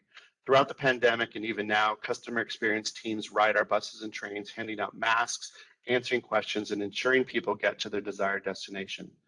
And finally, I'd like to mention that just a few of the many improvements made to make it for a better customer experience, such as system upgrades to signage and stop announcements. As I mentioned before, a new voice of TriMet for Max announcements, and heard earlier, as you would hear the radio spot. So give that a listen and you'll hear that's the new voice of our announcements on the Max. And then we're also currently piloting a number of initiatives, including testing the use of blue lights versus red lights in our interior buses. Thank you for your time, and I now yield the floor to JC. Awesome, Lonnie. And if we can stay on this slide just for 1 second, I think that it's really important for the board to know that we are looking at ways during this kind of, I'm going to say, downtime, so to speak, with our ridership. What are some of those areas that we really can improve our customer experience? And Madeline has helped us develop what we call a customer effort score. And we've done it 2 years now, and we are learning where the barriers are for ridership, for riders. And you'll see a couple of these: cleaning up the audio on board our Max, making it more appealing, the signage that we use on the system. All of these things are little tweaks to what we have, but everything under the understanding of improving our overall customer experience. And we'll continue to do that. As I said, research is very, very important for us to understand our riders, the public, what they're feeling, thinking, to help us bring them back to the system. And next slide. So a quick thank you to Tom and Karen, Pat, and Madeline for today's presentation. Kim, thanks for advancing the slides. Also want to thank Jeff Owen, who has helped. But this, these are my key thoughts for all of you, in that this is a team effort. Again, we are doing more research, that attitude and awareness survey, and all of those other surveys that Madeline and Lonnie pointed out to give us that good understanding. Our work is ongoing, and everyone on this call has a hand in helping us to improve our ridership recovery efforts. With that, President Simmons, I'll yield the floor to you. Thank you, JC and staff. And first, Director Edwards, you have had a question for some time, and then followed by Director Way. Thank you, JT, and your team. That was a very excellent presentation and very comprehensive. I did have a couple of questions and concerns. One question would be probably for Karen Powell regarding the janitorial service. I was questioning what is the cost of that, and has there been any approach to the maintenance staff to keep their spaces clean, since they, especially with the improved lighting, we spend a lot of money on lighting to improve those spaces, and I would hope that they would take pride in their work area and want to have those cleaned up. So I just wanted to ask that question, and then also I appreciate the mention of the those that have accessibility issues, and I just hope there's a big focus on that as well, because those are folks that really are kind of in a space where they don't have so much as an option as other folks do when they use our services. And I would hope we'd also be reaching out to our partners and making sure that that is regarding safety and security for those folks as well. My third issue was the shelters. I know there's a specific shelter that I had conversations about before. It's on Northeast 33rd, and that has not been improved. There was some landscaping or hedge trimming, if you will, in that particular area, but that doesn't suffice as far as safety and security goes. So I'd like to have that addressed as well. And that could be in a sidebar. But the other two questions, the main question I had was on the janitorial service. Thank you, Director Edwards. And I want to be sure that I clearly understand your question. On my slide, there was a reference to some of these limited term cleaners being deployed into janitorial roles. Is that what prompted your question, Director Edwards? Yes, that's what prompted my question. Thank you. Thank you. It looked like that we were employing the janitorial service to do cleanup in the maintenance areas. I'm sorry that that wasn't made more clear. We have historically had a role that our service workers can sign for during a sign up to provide janitorial services at our maintenance facilities. There's a relatively complex rubric around who provides janitorial services at different locations. Certain locations we use contractors, certain locations we use service workers who are ATU represented, and that is all driven by the working wage agreement. So under the working wage agreement, service workers sign to perform janitorial services in our maintenance shops. But what we've seen is historically we haven't had sufficient staff to meaningfully provide that service. So for instance, at Ruby, we have 11 buildings, 3 of which are occupied to a significant degree, Ruby Main, Ruby South, and the Fugman building. And we have had only one person, one full-time equivalent available to provide those janitorial services, which are picking up the common areas, cleaning and stocking the restrooms, and the locker room areas, which is critical for our staff. So what we're doing is we're using the limited term cleaners who had been performing the disinfecting of the vehicles every 4 hours, offering them an opportunity to sign for additional janitorial positions so that we can be sure that those areas are clean and, appropriately for our staff. I will also add that I have seen improvement in the cleanliness and the general tidiness of our maintenance areas, as you suggested. I think that our rail equipment maintenance and our bus maintenance leadership teams have done an extraordinary job, and that the staff are, in fact, motivated to keep their own work areas cleaner, as you suggested, because of the lights and the improvements to the work area. But those janitorial full-time equivalents will be limited term cleaners funded by the federal stimulus monies through the end of this fiscal year. Okay, thank you very much. Oh, you bet. And then I'm happy also to report, in terms of your question about the accessibility, that my team is responsible for installing those concrete pads at the bus stops where my colleagues described earlier that it can be challenging to traverse. And I'm really happy to report that working together with our partners in procurement, we have recently implemented a new procurement, have a new contractor on board who has been very responsive and performing very high quality work for us. So we're very pleased that we're able to deliver those pads much more quickly than we had been able to in the past. And before I yield the floor to my colleagues, I was very remiss in my earlier comments. I'm sorry, I was a little bit rattled by that spam call from Google. And I really want to recognize and thank Shirley Block and our partners with ATU. This is a very extraordinary event where we have been able to partner with ATU together to reach an agreement to deploy these limited term cleaners into these other roles that are normally performed by service workers. And it's a very large move, and it represents our mutual commitment with our ATU partners to supporting the regaining of ridership and maintaining employment for the disinfecting teams who've served us so well in the field over the course of, obviously, the pandemic. They were frontline disinfecting touch points due to COVID. They've braved protests, gunshots, ice storms, heat domes, what have you. And so it is really commendable. And I'm sorry that I failed to highlight earlier the importance of our partnership in that regard. Well, thank you very much for sharing that, because I think we were hoping that that would be one of the benefits of improving the relationship between labor and med. So thank you for sharing that. Indeed. Thank you, Director Edwards. I see that we have questions from Director Way, then Director Bauman, and then Director Lewis.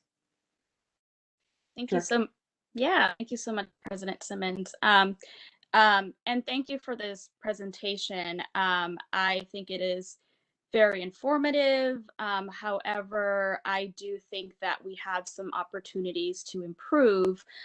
So I will just start by saying that I think we definitely need to develop a stronger equity lens around just looking at our ridership profile. I feel like a lot of the audiences that we were talking about today was really the workforce that gets the opportunity to work from home, and quite frankly, they have that choice. They have that luxury to choose whether or not they want to commute and go into the office. But the special populations that I feel like we need to also consider that was missing from this piece are low wage workers, folks who nationally we know make about 44% of the workforce. These are people making $10, $11 an hour, making poverty wages, and they are the backbone of our economy, of Oregon. So when I keep hearing, okay, work from home, that's great. And we definitely want to increase ridership amongst that group. But I also feel like, what about the other folks who, even before COVID, they were heavily relying on transit, and even during COVID, continued to be loyal to TriMet and to public transit. So I just wanted to lift that piece because I felt like that was missing from some of the market research and some of the analysis. And I was really glad to hear JC say that our work here is not finished, and that we're really just kind of building off of what we need to continue to do to serve all of our riders. But I just do want to make that important point to please let's look at the low wage workforce. We know that a lot of folks in that workforce has also been disproportionately impacted, of course, by COVID and even before COVID.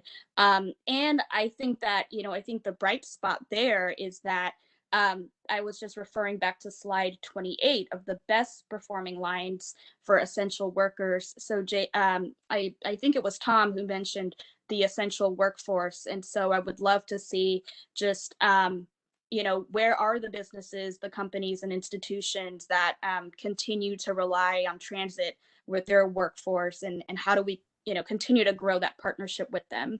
And then I think last but not least, I just want to say that whoever this agency centers in our discussions and conversations really dictates who we prioritize. So again, I think that it's important to have an equity lens to ask ourselves as an agency, who else is missing from these conversations? How do we create a more equitable and a more fairer transit agency that serves everyone, but also folks, again, who may be more lower wage, transit dependent, et cetera, because we also know that folks who identify as being a part of that workforce are also oftentimes people of color. So again, adding in the race, the equity lens, I think is really important in us moving forward. And that is all I have, but just wanted to make those comments. Mm-hmm. Director Way, I appreciate that. And Tom, I'm going to come to you here in 2 seconds. But you are absolutely correct. And that I think that, as we have done research throughout the pandemic, we have seen that we have been moving essential workers. We have been moving exactly what you spoke of. And that's why, if you remember, we cut service at the beginning of the pandemic, and then we worked to quickly pull it back to get it up to a 90% level of about there. Because we were transporting so many of those essential workers and those people who might have been in those low wage jobs. So your point is absolutely on point, and it's something that is absolutely factoring into how we move forward. Now, as far as an equity lens, Tom, do you want to talk a little bit about the equity lens that we apply to all of our service? Sure. Yeah, absolutely. And prior to that, I just want to suggest that, or say that we are in agreement that, prior to COVID, we were investing a lot of resources into transporting the rush hour commute, particularly in and out of downtown. And if that workforce has reduced, what we need to be doing is looking at where people are still riding and where they will continue to ride. And that is kind of the essential workers, not just to the areas where they want to go to, but also at the times of day that they want to go to. So we may, and I don't want to say we still don't know yet. We want to do the comprehensive service analysis to answer this question for us, but we may find ourselves in a situation where what we decide to do is, instead of having these two big peaks in the morning and afternoon, we have kind of an all-day higher frequency service that, maybe not as high as the peaks, but is higher than what your midday service is now. And that really is geared towards the essential workers who are going to different locations than downtown Portland and who are going at different times of the day than the rush hour. So that's the question we want to answer.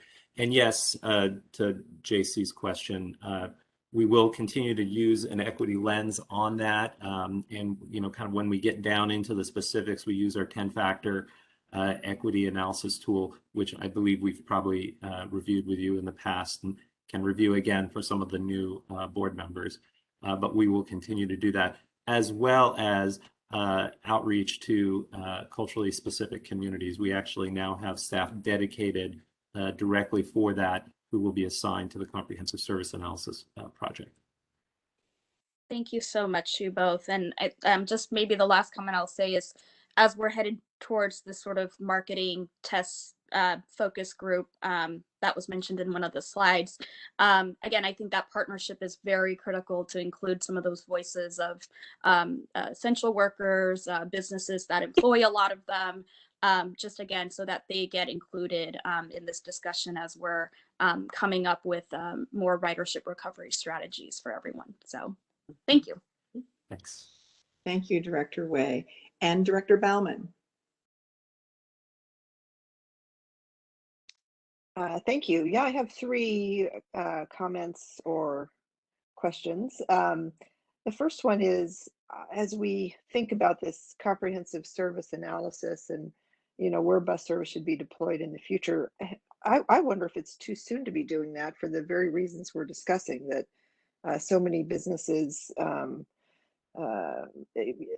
many folks are still at home, either working at home or they're not going out to shopping places or restaurants or other places that they might patronize, or doctors who are still doing telehealth, who might eventually go back to in-person visits. Have we thought about that right? I will grant you that probably in June, we thought by now we'd be on the road to being back to normal, but it's clear that we're not because of the Delta variant. And so have we thought about maybe slowing this down as we look at kind of rethinking the bus system? That's question one. I'll go ahead and hit you with question two, which is, the traffic congestion seems to be, in my experience, close to back where it was before the pandemic. And so, people are out driving, and certainly are, I agree that we have to focus on those transit dependent riders, and including people with disabilities who are kind of contribute to sort of the backbone of our ridership. But we have been very proud of the choice riders, right? The folks who have cars but go ahead and use transit. And I wonder, in our messaging to bring people back to transit, does the climate message resonate with the community? And is that part of, in your marketing, do you find that moves people towards transit when they hear it's good for the environment? So that's point two. And then point three is completely different, which is thinking about this. I'm hearing about this shortage of bus operators. At the start of the pandemic, I understood that we didn't, even though service was cut, we didn't engage in any layoffs. So how is it that we have a shortage now? Is it just more of is it a continuation of the shortage that we had kind of going into the pandemic? have bus operators left? Kind of what's the source of this shortage of drivers right now? Awesome. Let's first start with the should we slow down the comprehensive service analysis, Tom? Sure. And JC, if it's okay, I can probably answer 1 and 3, if that's okay. Perfect. So regarding the comprehensive service analysis, and we will, next month have a larger discussion about it, but we agree. We absolutely recognize that the sands may be shifting under our feet as we are looking at how our market has changed. It may be changing even more so.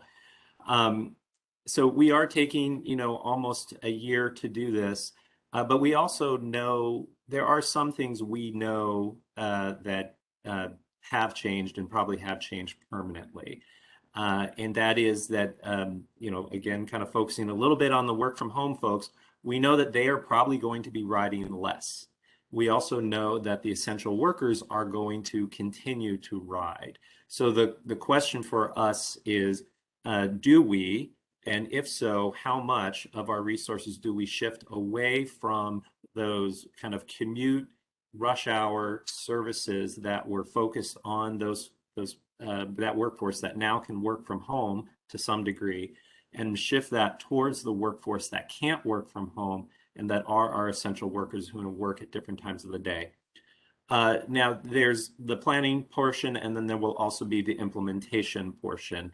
My suspicion right now is that we're not going to implement in one big giant fell swoop. It will probably take a few iterations, and so it may take us a couple years to get those changes into place, and at which time we can also observe how the system is changing. But you're right. I mean, what we come up with in terms of demand in the next year may be different in 3 years.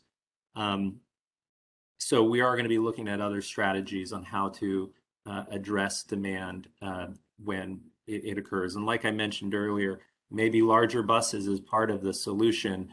If instead of running 2 buses into downtown Portland during a half-hour period, maybe we just run 1 large bus into downtown Portland during that period. I mean, I'm just pulling stuff out of the air here. But there are maybe some strategic scenarios we can pursue. In regards to the operator shortage, you are right. We did not lay off any operators. My understanding, and actually I'm answering this, maybe Kim could probably answer it better than me, but my understanding is we did experience a spike in attrition last year during COVID with operators who, chose that they did not want to drive a bus.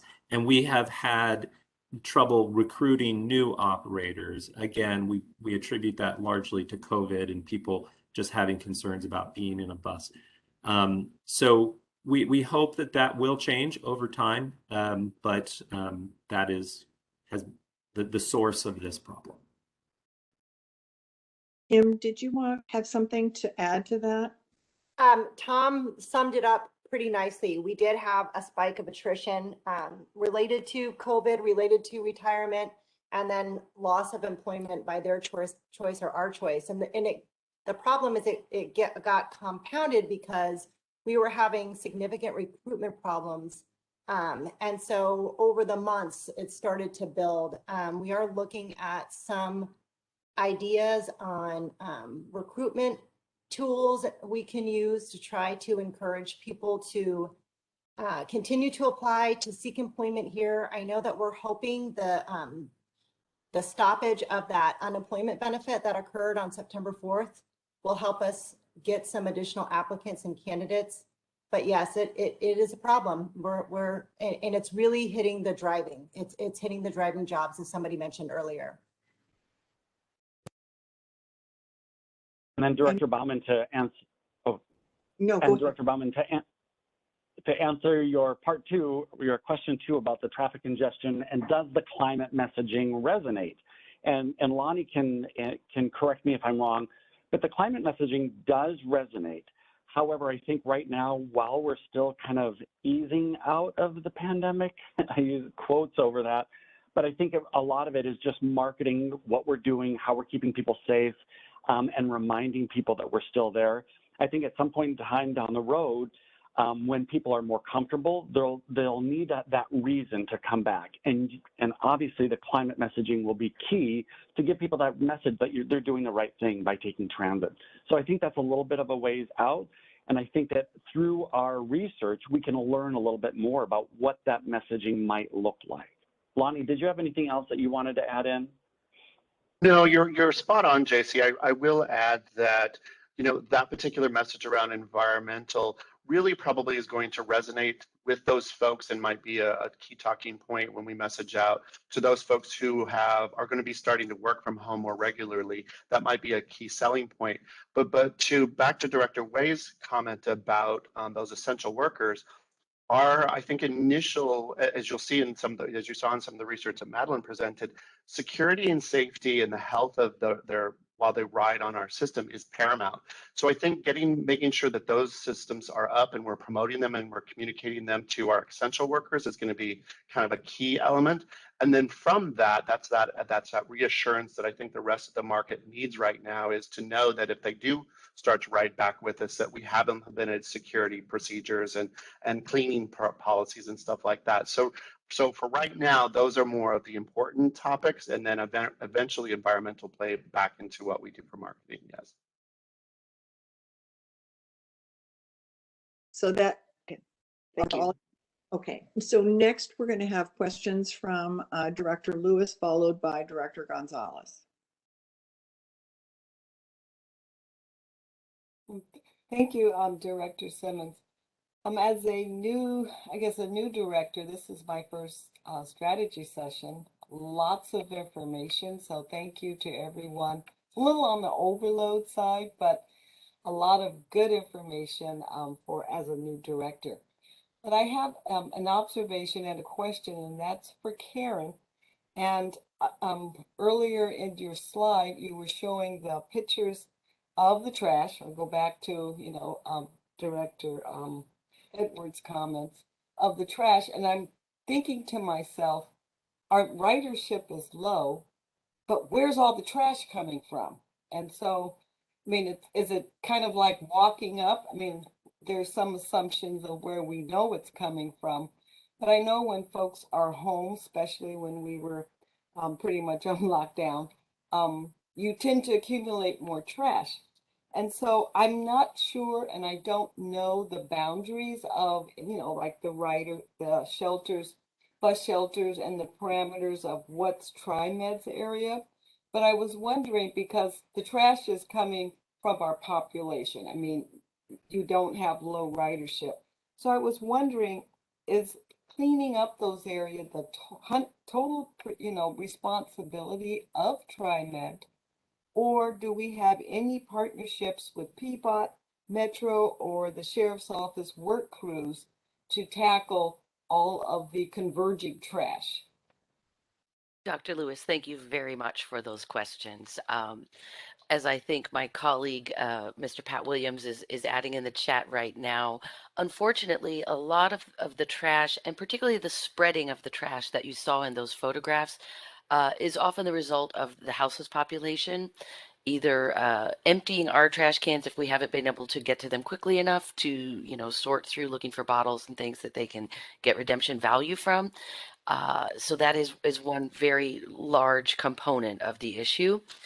We do believe, as I mentioned earlier, that having more service workers assigned to platform duties and emptying those trash cans on a shorter interval will alleviate that condition to some degree.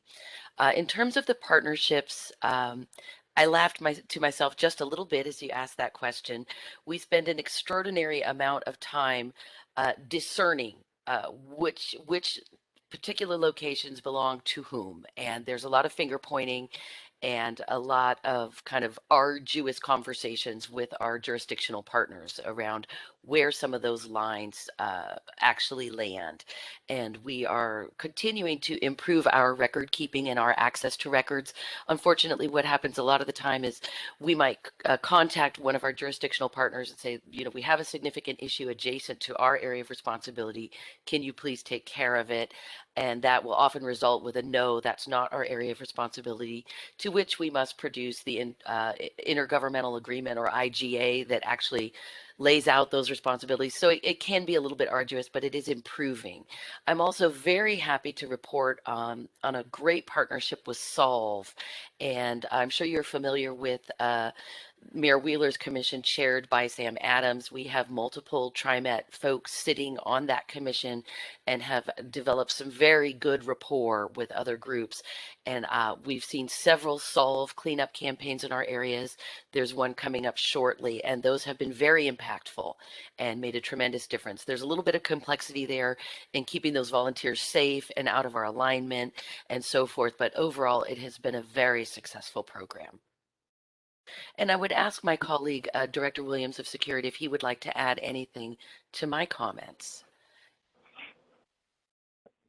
Thanks, Karen, and I appreciate this opportunity. Dr. Lewis, I think what was really surprising to me at a recent community event that I went to, where we were discussing this, and the neighbors were, it was the Wentz community, and they were discussing some of the challenges, because a lot of the neighbors were actually taking trash bags down along Johnson Creek area off of Lavelle. And what they had said, that they had even seen neighbors taking trash down and just leaving it on the side of the road. So it wasn't just houseless folks, but it was people not paying for trash service. And again, there's a lot of people that love to point fingers.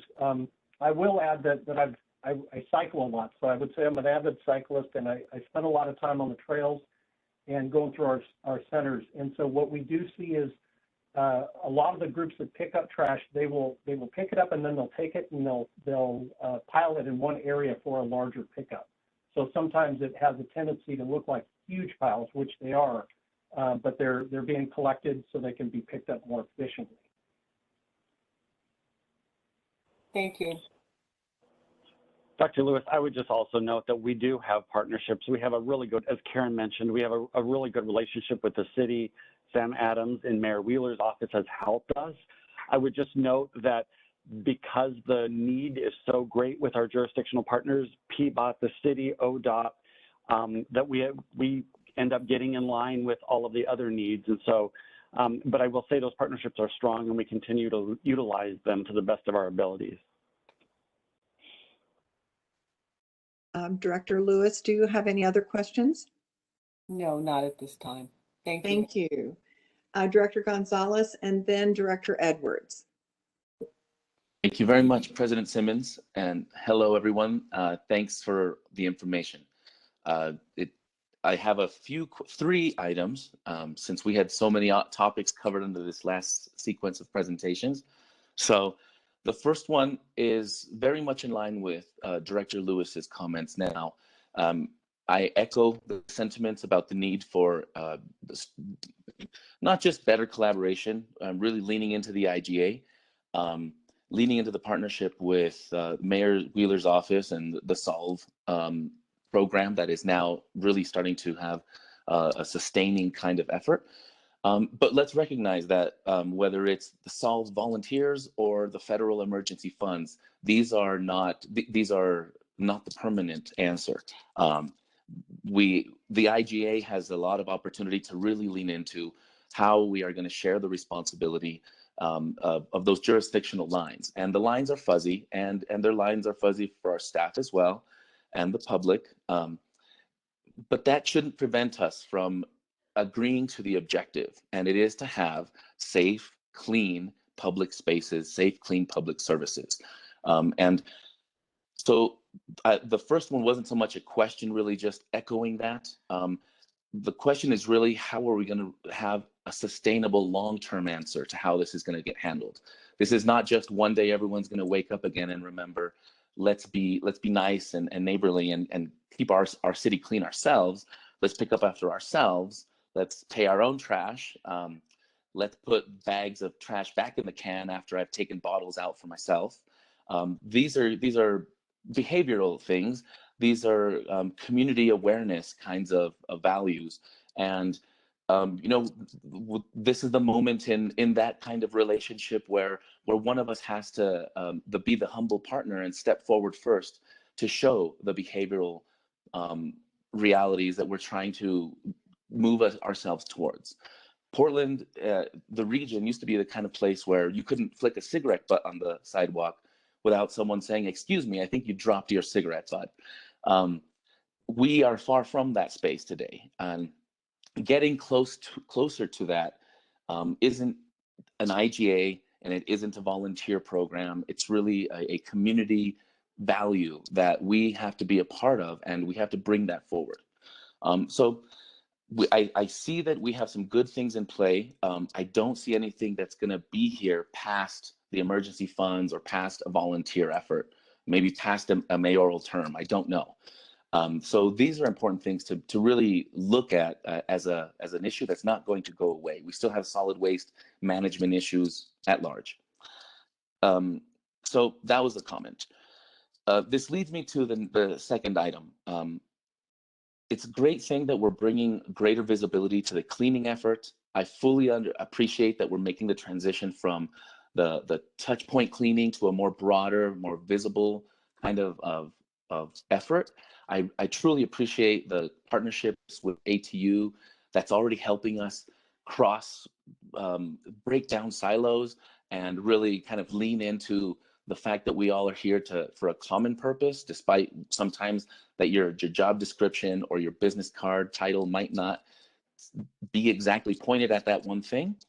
And I want to recognize that whether it's the security, the new security personnel, the folks that are coming out for safety, the folks that are going to be cleaning, much like the drivers, they are all ambassadors of TriMet, representatives of TriMet. They're going to be branded in some fashion for TriMet, and I'd love to get a sense for what this visibility is going to be.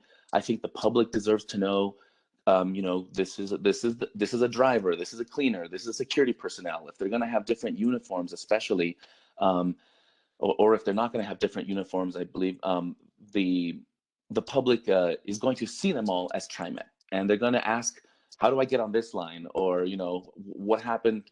I don't know, when's the next stop? Or how do I get enrolled in the low-income fare program? Whatever it may be.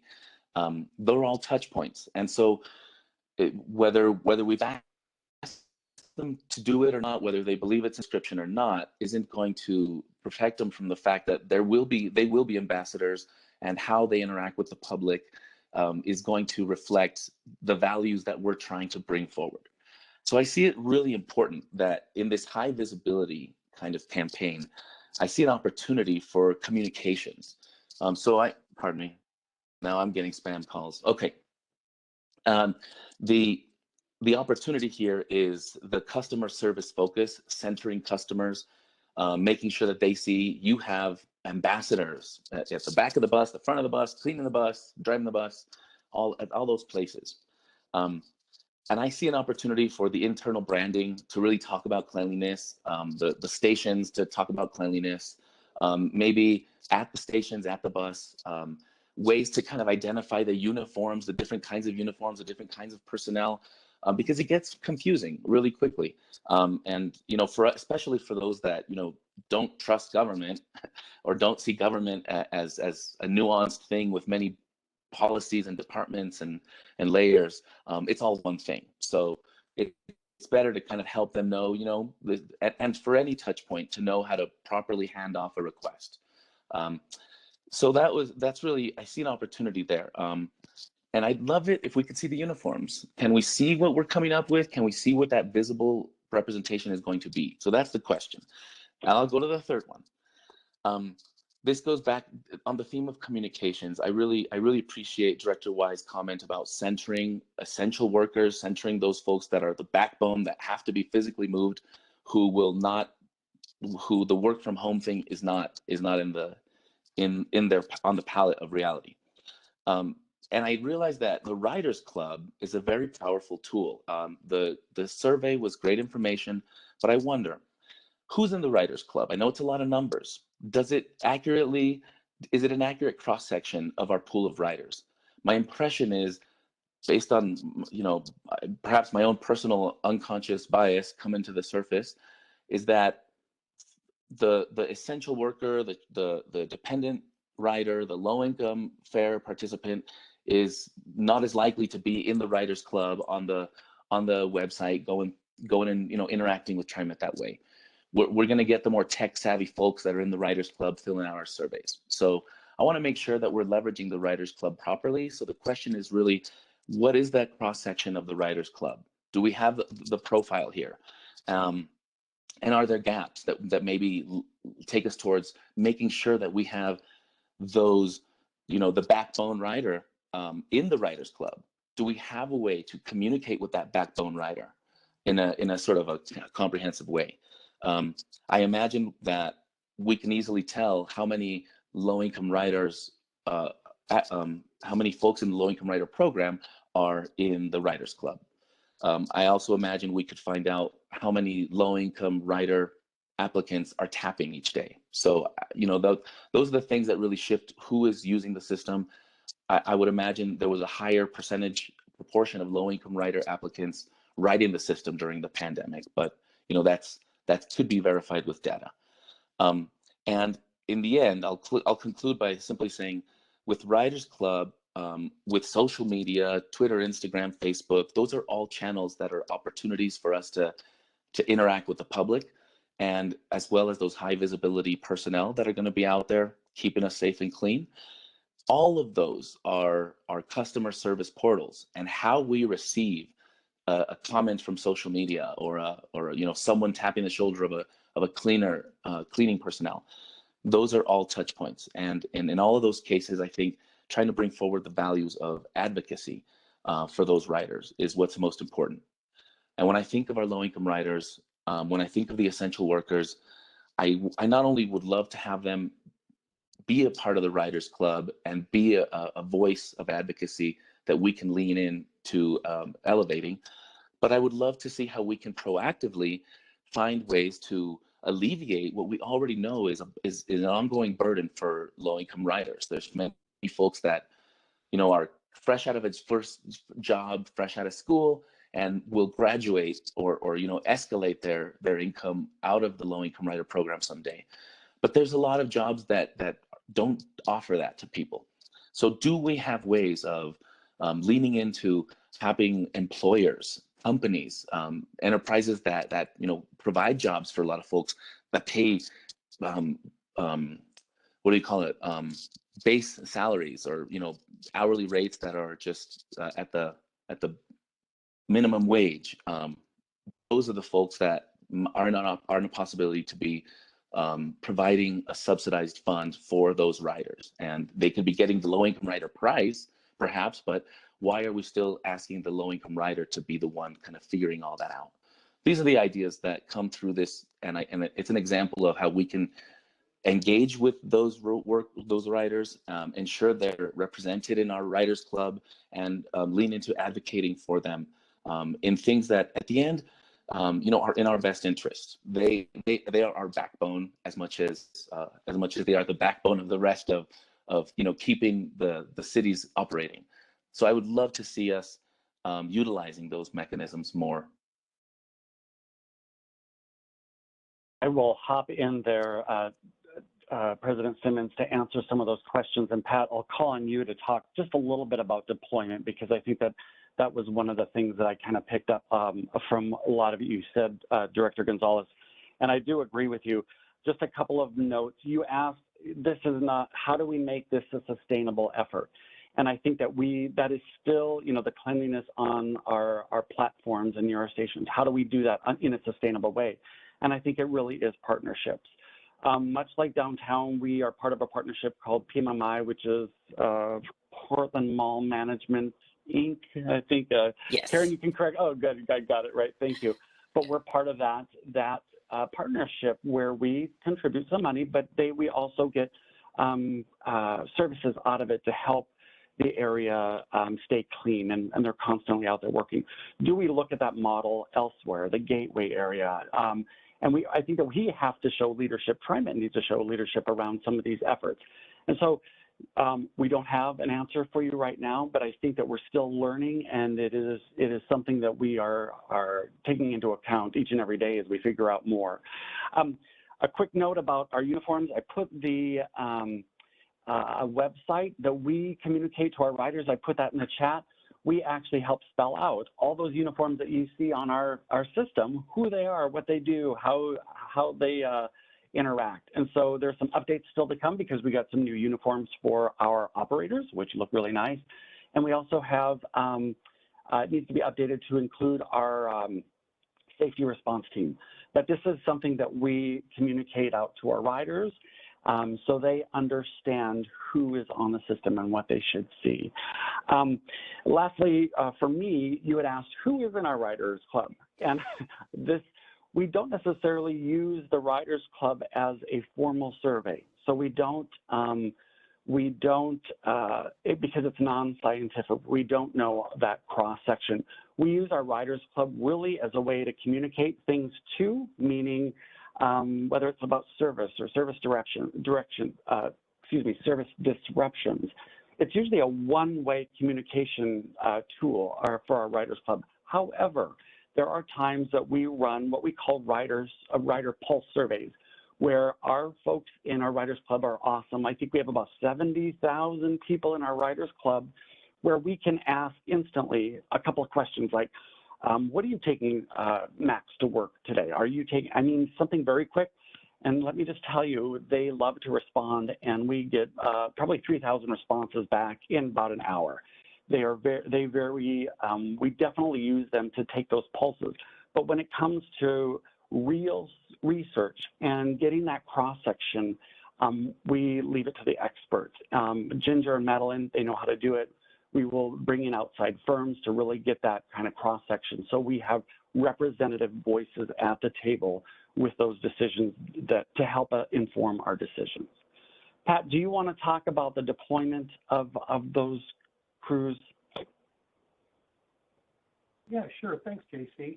And I sent Kimberly a photo if you'd like to share it, or I can share it. But with the SRTs, what we're doing is they're working predominantly day shift right now. We've got, I think, almost 10 of them. A few of them are going through training. 7 of them have been through the full training. They're in uniform. They're 7 to 3, 7 to 4-ish. We're trying to keep them in the core area to start with. So they're predominantly downtown. They're riding out to 122nd. They've been out to BTC. They will stretch a little further as the more they're on the system. They're riding all the lines though. And this week they started riding on buses as well. And we are having just an incredible response from people. And if you see the photo, they really stand out with the high visibility vests that they wear. Now the uniforms themselves, we've adopted similar to some of the other security, but they have, and that was from the board's request to try and have a consistent uniform presence out on the system. And so we have embroidery that says safety response team. And then if you see the reflective vest, it's clearly printed on the back, safety response team, so they can be seen. Does that answer your question? Oh, great. Thank you. And that's yes, that's the first group that are out here. And I have to tell everybody, I'm really proud of this group. And I'm proud of the people that are leading them, but more importantly, they have jumped into this full speed, and they want to conquer the world, and they're infectious. And so it's really, really nice to see. Really nice to see. The website link that JC put in the chat, I just went and looked at it, and it's fabulous. It shows all of the different uniforms and what the roles are within TriMet, and it was just went live on September 1st. Am I correct on that? September 1st last year. Oh, last year. Okay. Yeah, we've had it up for some time because we wanted to tell people who they should expect on our system. So JC, this is Karen. May I speak to a couple of Director Gonzalez's questions? Absolutely. Thank you. And Director Gonzalez, thank you for your excellent questions. And I made a couple of notes. In terms of the portion of the cleaning program that is in my department, we will be looking at outcomes and trying to develop a data set measuring the impact of these changes that will take effect this coming Sunday, and using that to inform a budget request that we would submit for FY23, seeking to make some of these roles permanent based on the outcome of our observations and data of the effectiveness. And of course, we'll be working with this larger interdisciplinary work group, looking at larger data sets as well. So we do have a little bit of a plan in place to take this to the next fiscal year.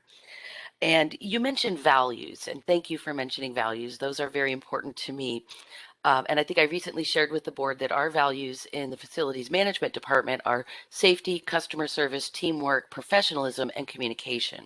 And whenever I'm out speaking with our staff, I try to hit on those core values and help them to make a connection between their daily activities and behavior and their impact on our effort to regain ridership and to keep our system clean and safe. So we seek to make that a very clear connection for both the limited term cleaners and our service workers who are out on the platforms and will be joined by those cleaners next week.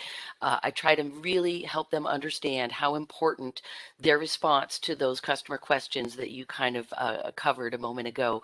How do I get to where I'm going? I left my purse on the train. How can I get it back? To really help them understand that they are ambassadors. And I'm afraid that historically we did not have our service workers in uniform. So one of the early moves that we made was to provide a TriMet branded vest. Historically, they've just worn t-shirts and jeans and a plain safety vest. So we have provided all of the service workers with safety vests that are TriMet branded and Safe Facilities Management on the back. And we're trying to replenish those right now. There have been some supply chain issues, but I feel that it is very important that they are recognizable as TriMet staff while they are out on the alignment and in our public areas. We're also working with our partners, Nate Griffin and his crew, to expand that uniform and to get them into TriMet shirts, at least so that they look a little bit more professional and a little bit more recognizable. I'll be out with the service workers again this week and next week, and we'll continue to reinforce those important points that you made. So thank you again for asking those important questions. I think we're going to move on now to Director Edwards, and then Director Kim, and then Director Way. Thank you very much, Director Simmons.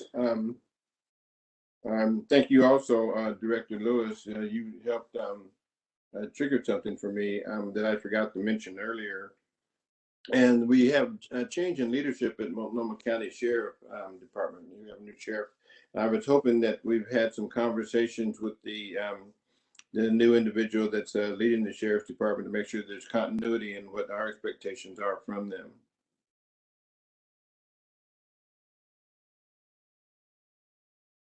That would be either JC or Pat. If you want me to take that on? Yes, please.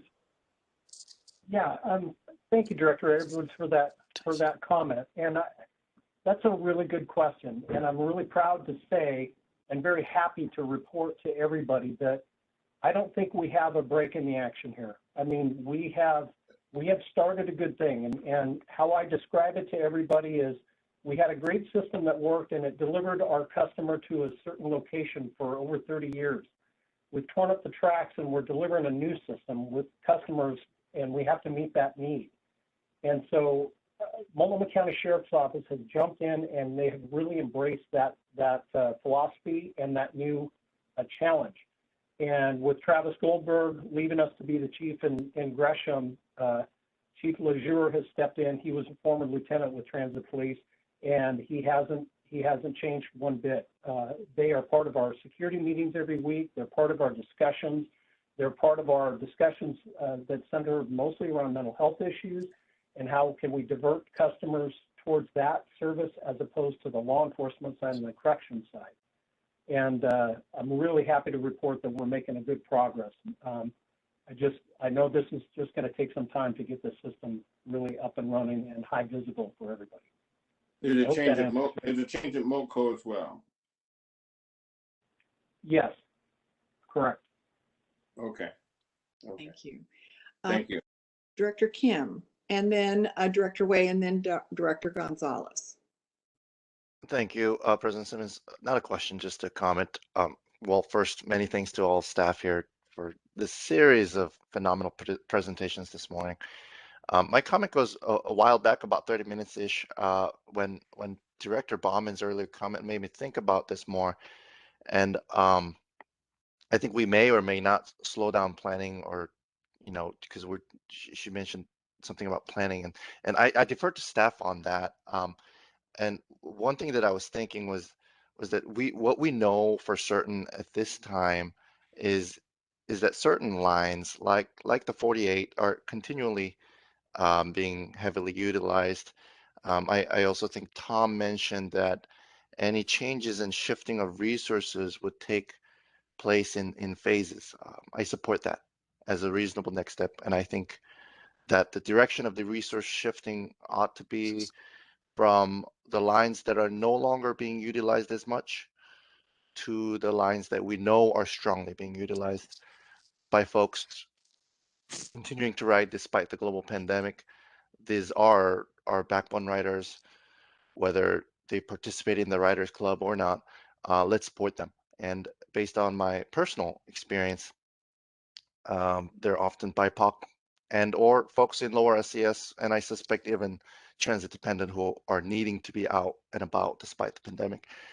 Perhaps the three proposed phases of our campaigns that we've seen earlier could consider these factors as we move forward with our new messaging and branding. And those were just wonderful 3 different phases. I love them. It is also my hope that we could do a robust research on those lines, again, like the 48, that showed continued strong ridership through the pandemic, specifically the ridership disposition and the nature of their destinations, so that we can support them and provide them more and better services there and meet their needs. And I believe this sentiment, my sentiment, is also in alignment with Director Way's comment shared earlier that we need to better consider our riders who are needing to continue to use our services, get to and from work and other services. And I know that I'm preaching to the choir here. Tom, JC, you've nailed it on the head a few times here, but just wanted to share my sentiments as well. Well, thank you again for the phenomenal presentation this morning. Thank you, Director Kim. Director Way, and then Director Gonzalez, and then Director Lewis. Thank you, President Simmons. You are also, by the way, doing a great job of keeping score of the hands and who to call up next. So thank you for the facilitation.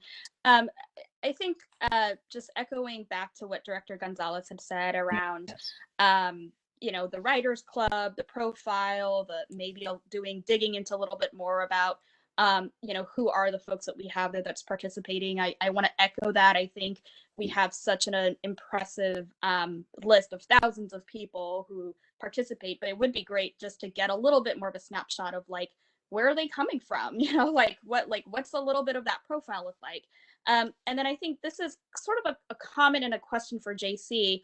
As we're just sort of brainstorming here and providing some input to the board strategy session, my comment was around the comment that JC you had made about really doing more extensive market research, talking to the experts, maybe working more with consultation firms. I'm just curious right now as to how much of that comes from our agency internally, again, using existing staff resources, creation of positions for community outreach, and then how much of that work do you feel like we need to actually, do RFPs and go to, consultation firms? And so that's my first question. And then I have a couple of following questions that's just sort of, again, relating to the type of expertise that we need to build in-house and the type of expertise that we need to go out in our as an agency and get in order to get, again, the the services and the products and sort of the strategic planning that we need to do as a board. So would you mind answering that? Yes, absolutely, Director Way. So we use research for a number of different things. And I will say this, so we have two people on staff, Ginger Shank and Madeline Steele, who you heard from earlier, who do a bulk of our research. And they may use an outside firm like DHM or what have you, but that a lot of the work that they do is setting us up for those research. So like our attitude and awareness survey that's going to be coming out, we will use an outside contractor, because for us to get the response rate that we need and that has the cross section that we need, we need to utilize an outside firm, because they obviously have the staffing to do that.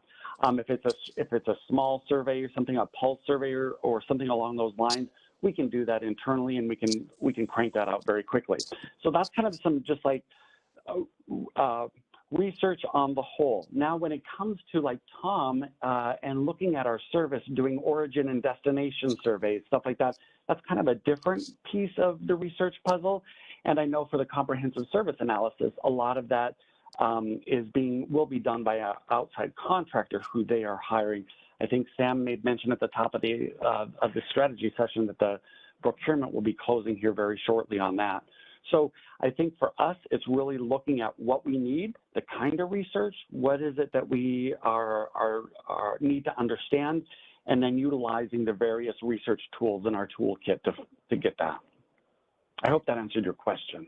Yeah, it does. And again, I don't want to go too deep into the weeds, but I guess I'm also just trying to understand. I mean, I think we're essentially, with these great presentations, really thinking far ahead about just what does the future of public transit look like, right? And so that's like huge. It's a huge topic, and I definitely want to bring in all of the in-house expertise, all of the national, the experts, all the players to help really, thoughtfully and thoughtfully and in phases, as other directors mentioned, really think about that. But again, I think for me, I'll just continue to say is using a racial equity lens, it's using, all of those things that are just so important, I think, to this work and this region moving forward. So, and maybe a potential request that I would have, if it's possible, is maybe before we officially sign off on, we're using, X consulting firm from New York or wherever, might be out of state. It might be great to, bring some of those pieces back to the board so that we have a clear understanding of this is who we're partnering up with, this is who we're using, and yes, check, they have a strong equity analysis, or they have experience, doing focus groups to communities of color, or, English is not a first language folks. I think for me, it would be reassuring to know that, okay, these are the partners, that we're going to be really partnering up with to problem solve and figure out how we're going to do the ridership recovery and continue to think about, the future of public transit and all of the different communities that hopefully it can continue to serve. So hopefully that's, something that, again, I just wanted to bring up and raise, but, and you're doing an amazing work. So, really credit to you and your team. But I think as a board, as one board member, I think it's just important to know who are the players, and again, having really that sort of prerequisite, if you might want to call it that, to make sure that they can really get the job done in terms of the values that we have as an organization. Thank you. Director Gonzalez, then following with Director Lewis and Director Kim. Do you have another? Nope, you turn your, okay. So Director Gonzalez and then Director Lewis.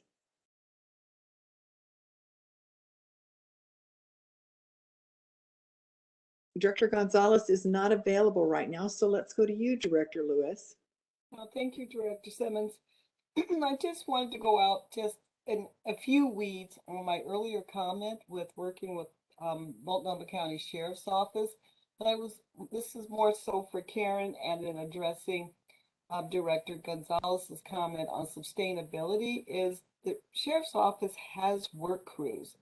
And I've worked on those work crews. I'm, retired Sheriff's Office. So there is a sustainable element of utilizing the members of that population. Washington County also has a work crew for that area. So just not only focusing on Multnomah County, but also Clackamas County has they've received awards on their work crew. So there is some elements that can be long-term. And I also know that the Sheriff's Office work crews have worked with TriMet in the past, I would say 9-10 years ago. So I know that there was a relationship that was there. So there are elements that can be picked up and can do trash regardless of whose boundaries it lays on. The Sheriff's Office doesn't have boundaries, but Washington County.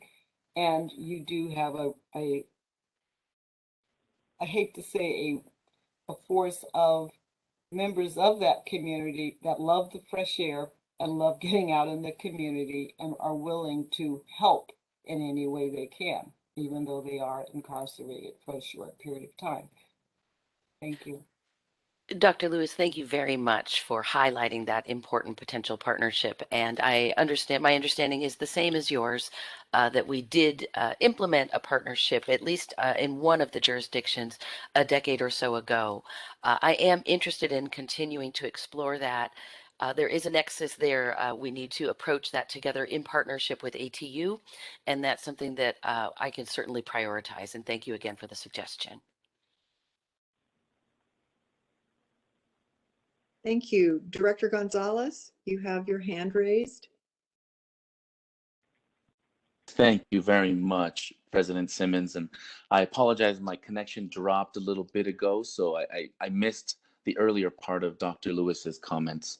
But I wanted to jump in on the topic of the trash collection. I have a concern I want to point out, and it does stem from the fact that I bought my first bicycle on money I earned dumpster diving and getting bottles and cans out of trash cans as a kid. I'm especially sensitive to the fact that there are people out there who consider it a source of revenue to go and go into trash and get stuff out that is recyclable. I also know that we have a solid waste management issue in our country, and Multnomah County and the Portland metro area, the TriMet footprint is not absolved of that. We have contamination of recycling. We kind of leave the sorting to somebody else to do a lot. And I have a concern here that, as we get out and we get better at cleaning up our stations, I know that it's not our job to sort recyclable from non-recyclable and that sort of thing. I know it's not our job to ensure that anything recyclable ends up in the hands of someone who will recycle it or recycling. But my concern is that it's no one's job to do that. And it still needs doing. And if we're that touch point that's going to a station, clearing it up, putting it all together, commingling, and getting it out of there, we're going to do a nice job of cleaning, but we're still not really addressing the issue of making sure that we're managing solid waste properly. So if I'd love for it to be someone's job, I wish that we could have a through conversation about how we go about doing this work in a way that Metro is a partner that, at the very least, providing the opportunity for recyclable solid waste in Oregon to be diverted. And the kid in me would love it if the folks that are cleaning up those the cleanup crews understood that part of what they're doing in leaving behind a nice clean station is also taking away someone's income revenue stream.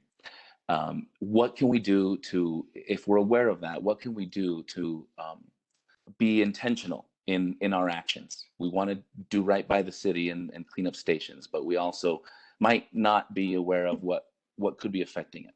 It should be everyone's job, and I agree with you, Director Lewis. Pardon me, Director Edwards.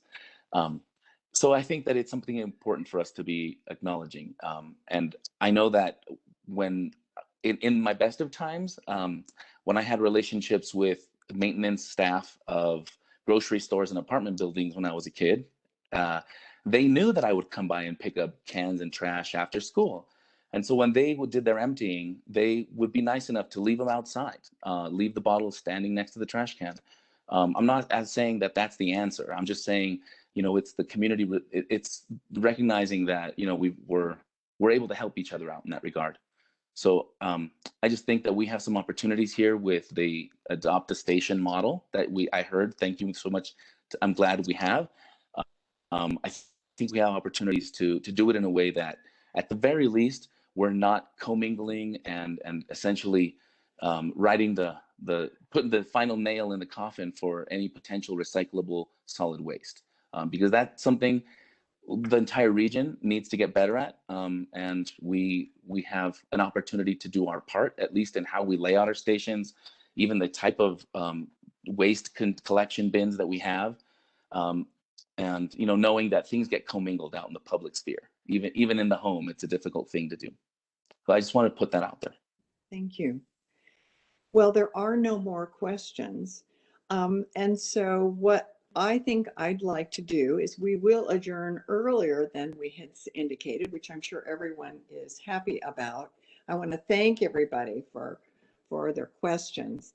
I would like to go around the board and see if individuals would like to make any closing comments about or thoughts about things that they would like more information on as we move forward in tackling some of these issues. And I see Director Edwards has raised his hand.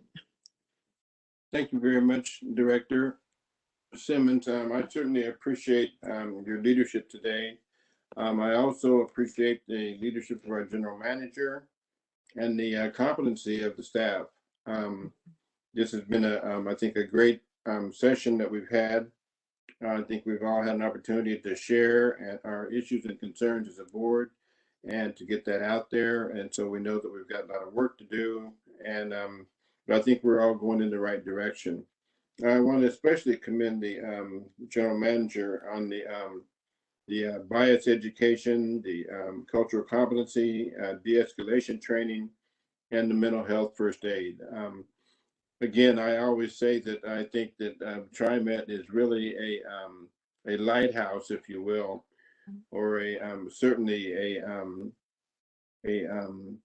a role model for other agencies, especially either government or quasi-government agencies or private sector as well, to do the right thing in order to make things better for all of the community. And I just applaud the staff and I applaud the board as well. Thank you all for all the good work you're doing. Thank you, Director Edwards. Anyone else want to make a comment? I would be happy to. Sorry. That's okay. I don't mean to rob the stage, but I appreciate everybody's work. I just wanted to take that final opportunity and thank you, President Simmons. You've done an excellent job. I echo the sentiment of other board members. And I wanted to just turn my kudos towards staff. I think, General Manager Dessou, you've got an amazing group of folks in your sphere, and all of you presenting today and those that are on the call today from staff. I just really want to thank you so much for just turning through this last year and a half and looking forward into the next year and a half, keeping your eye on the prize of what we want to do. I think we're coming out of this in a much wiser place, in a position to really come back strong and have a good relationship with the public. I really, really appreciate the work you do, and I love that you guys have answers to all the stuff we ask, and you've thought about it before we even asked it. So I really appreciate that you're at the helm. I'll open it up to anyone else that would like to make a closing comment. This is Lori. I will just, if I can go ahead. Yeah. I want to echo that. Thank you so much to everybody for the hard work you put into the presentation today. You know, we just have to reinforce that we're coming through an extraordinary time for the country and a really extraordinary time for mass transit. And so I appreciate the TriMet staff working so hard to think outside the box for how we're going to make things better for our riders and how we're going to continue to pursue our mission and improve livability in Portland. So, you know, keep it up. You guys are the best. You're the experts, and we're very reliant on learning from you. And so again, I appreciate it very much, and keep up the creative thinking. Thank you. Mm-hmm. Thank you. I'm looking to see if anyone else's mic is on, and I don't see anyone, and it's not necessary that everybody speak. We've had a lot of conversation today, and it's been really valuable. So let me close by saying that as General Manager Dessou indicated, and staff have said, that we will have a more robust presentation following the board meeting in October on the comprehensive service review.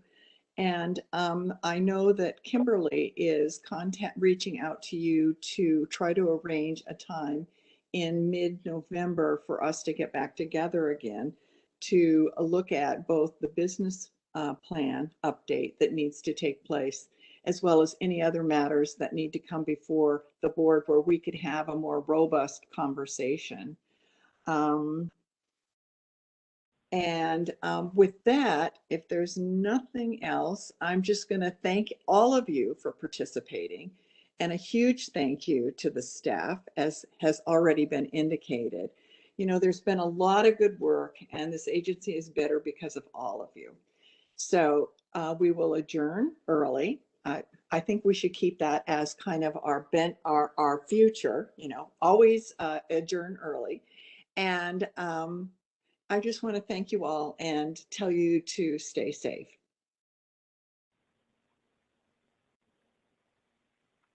Thank you. Mm-hmm. Bye-bye. Thank you.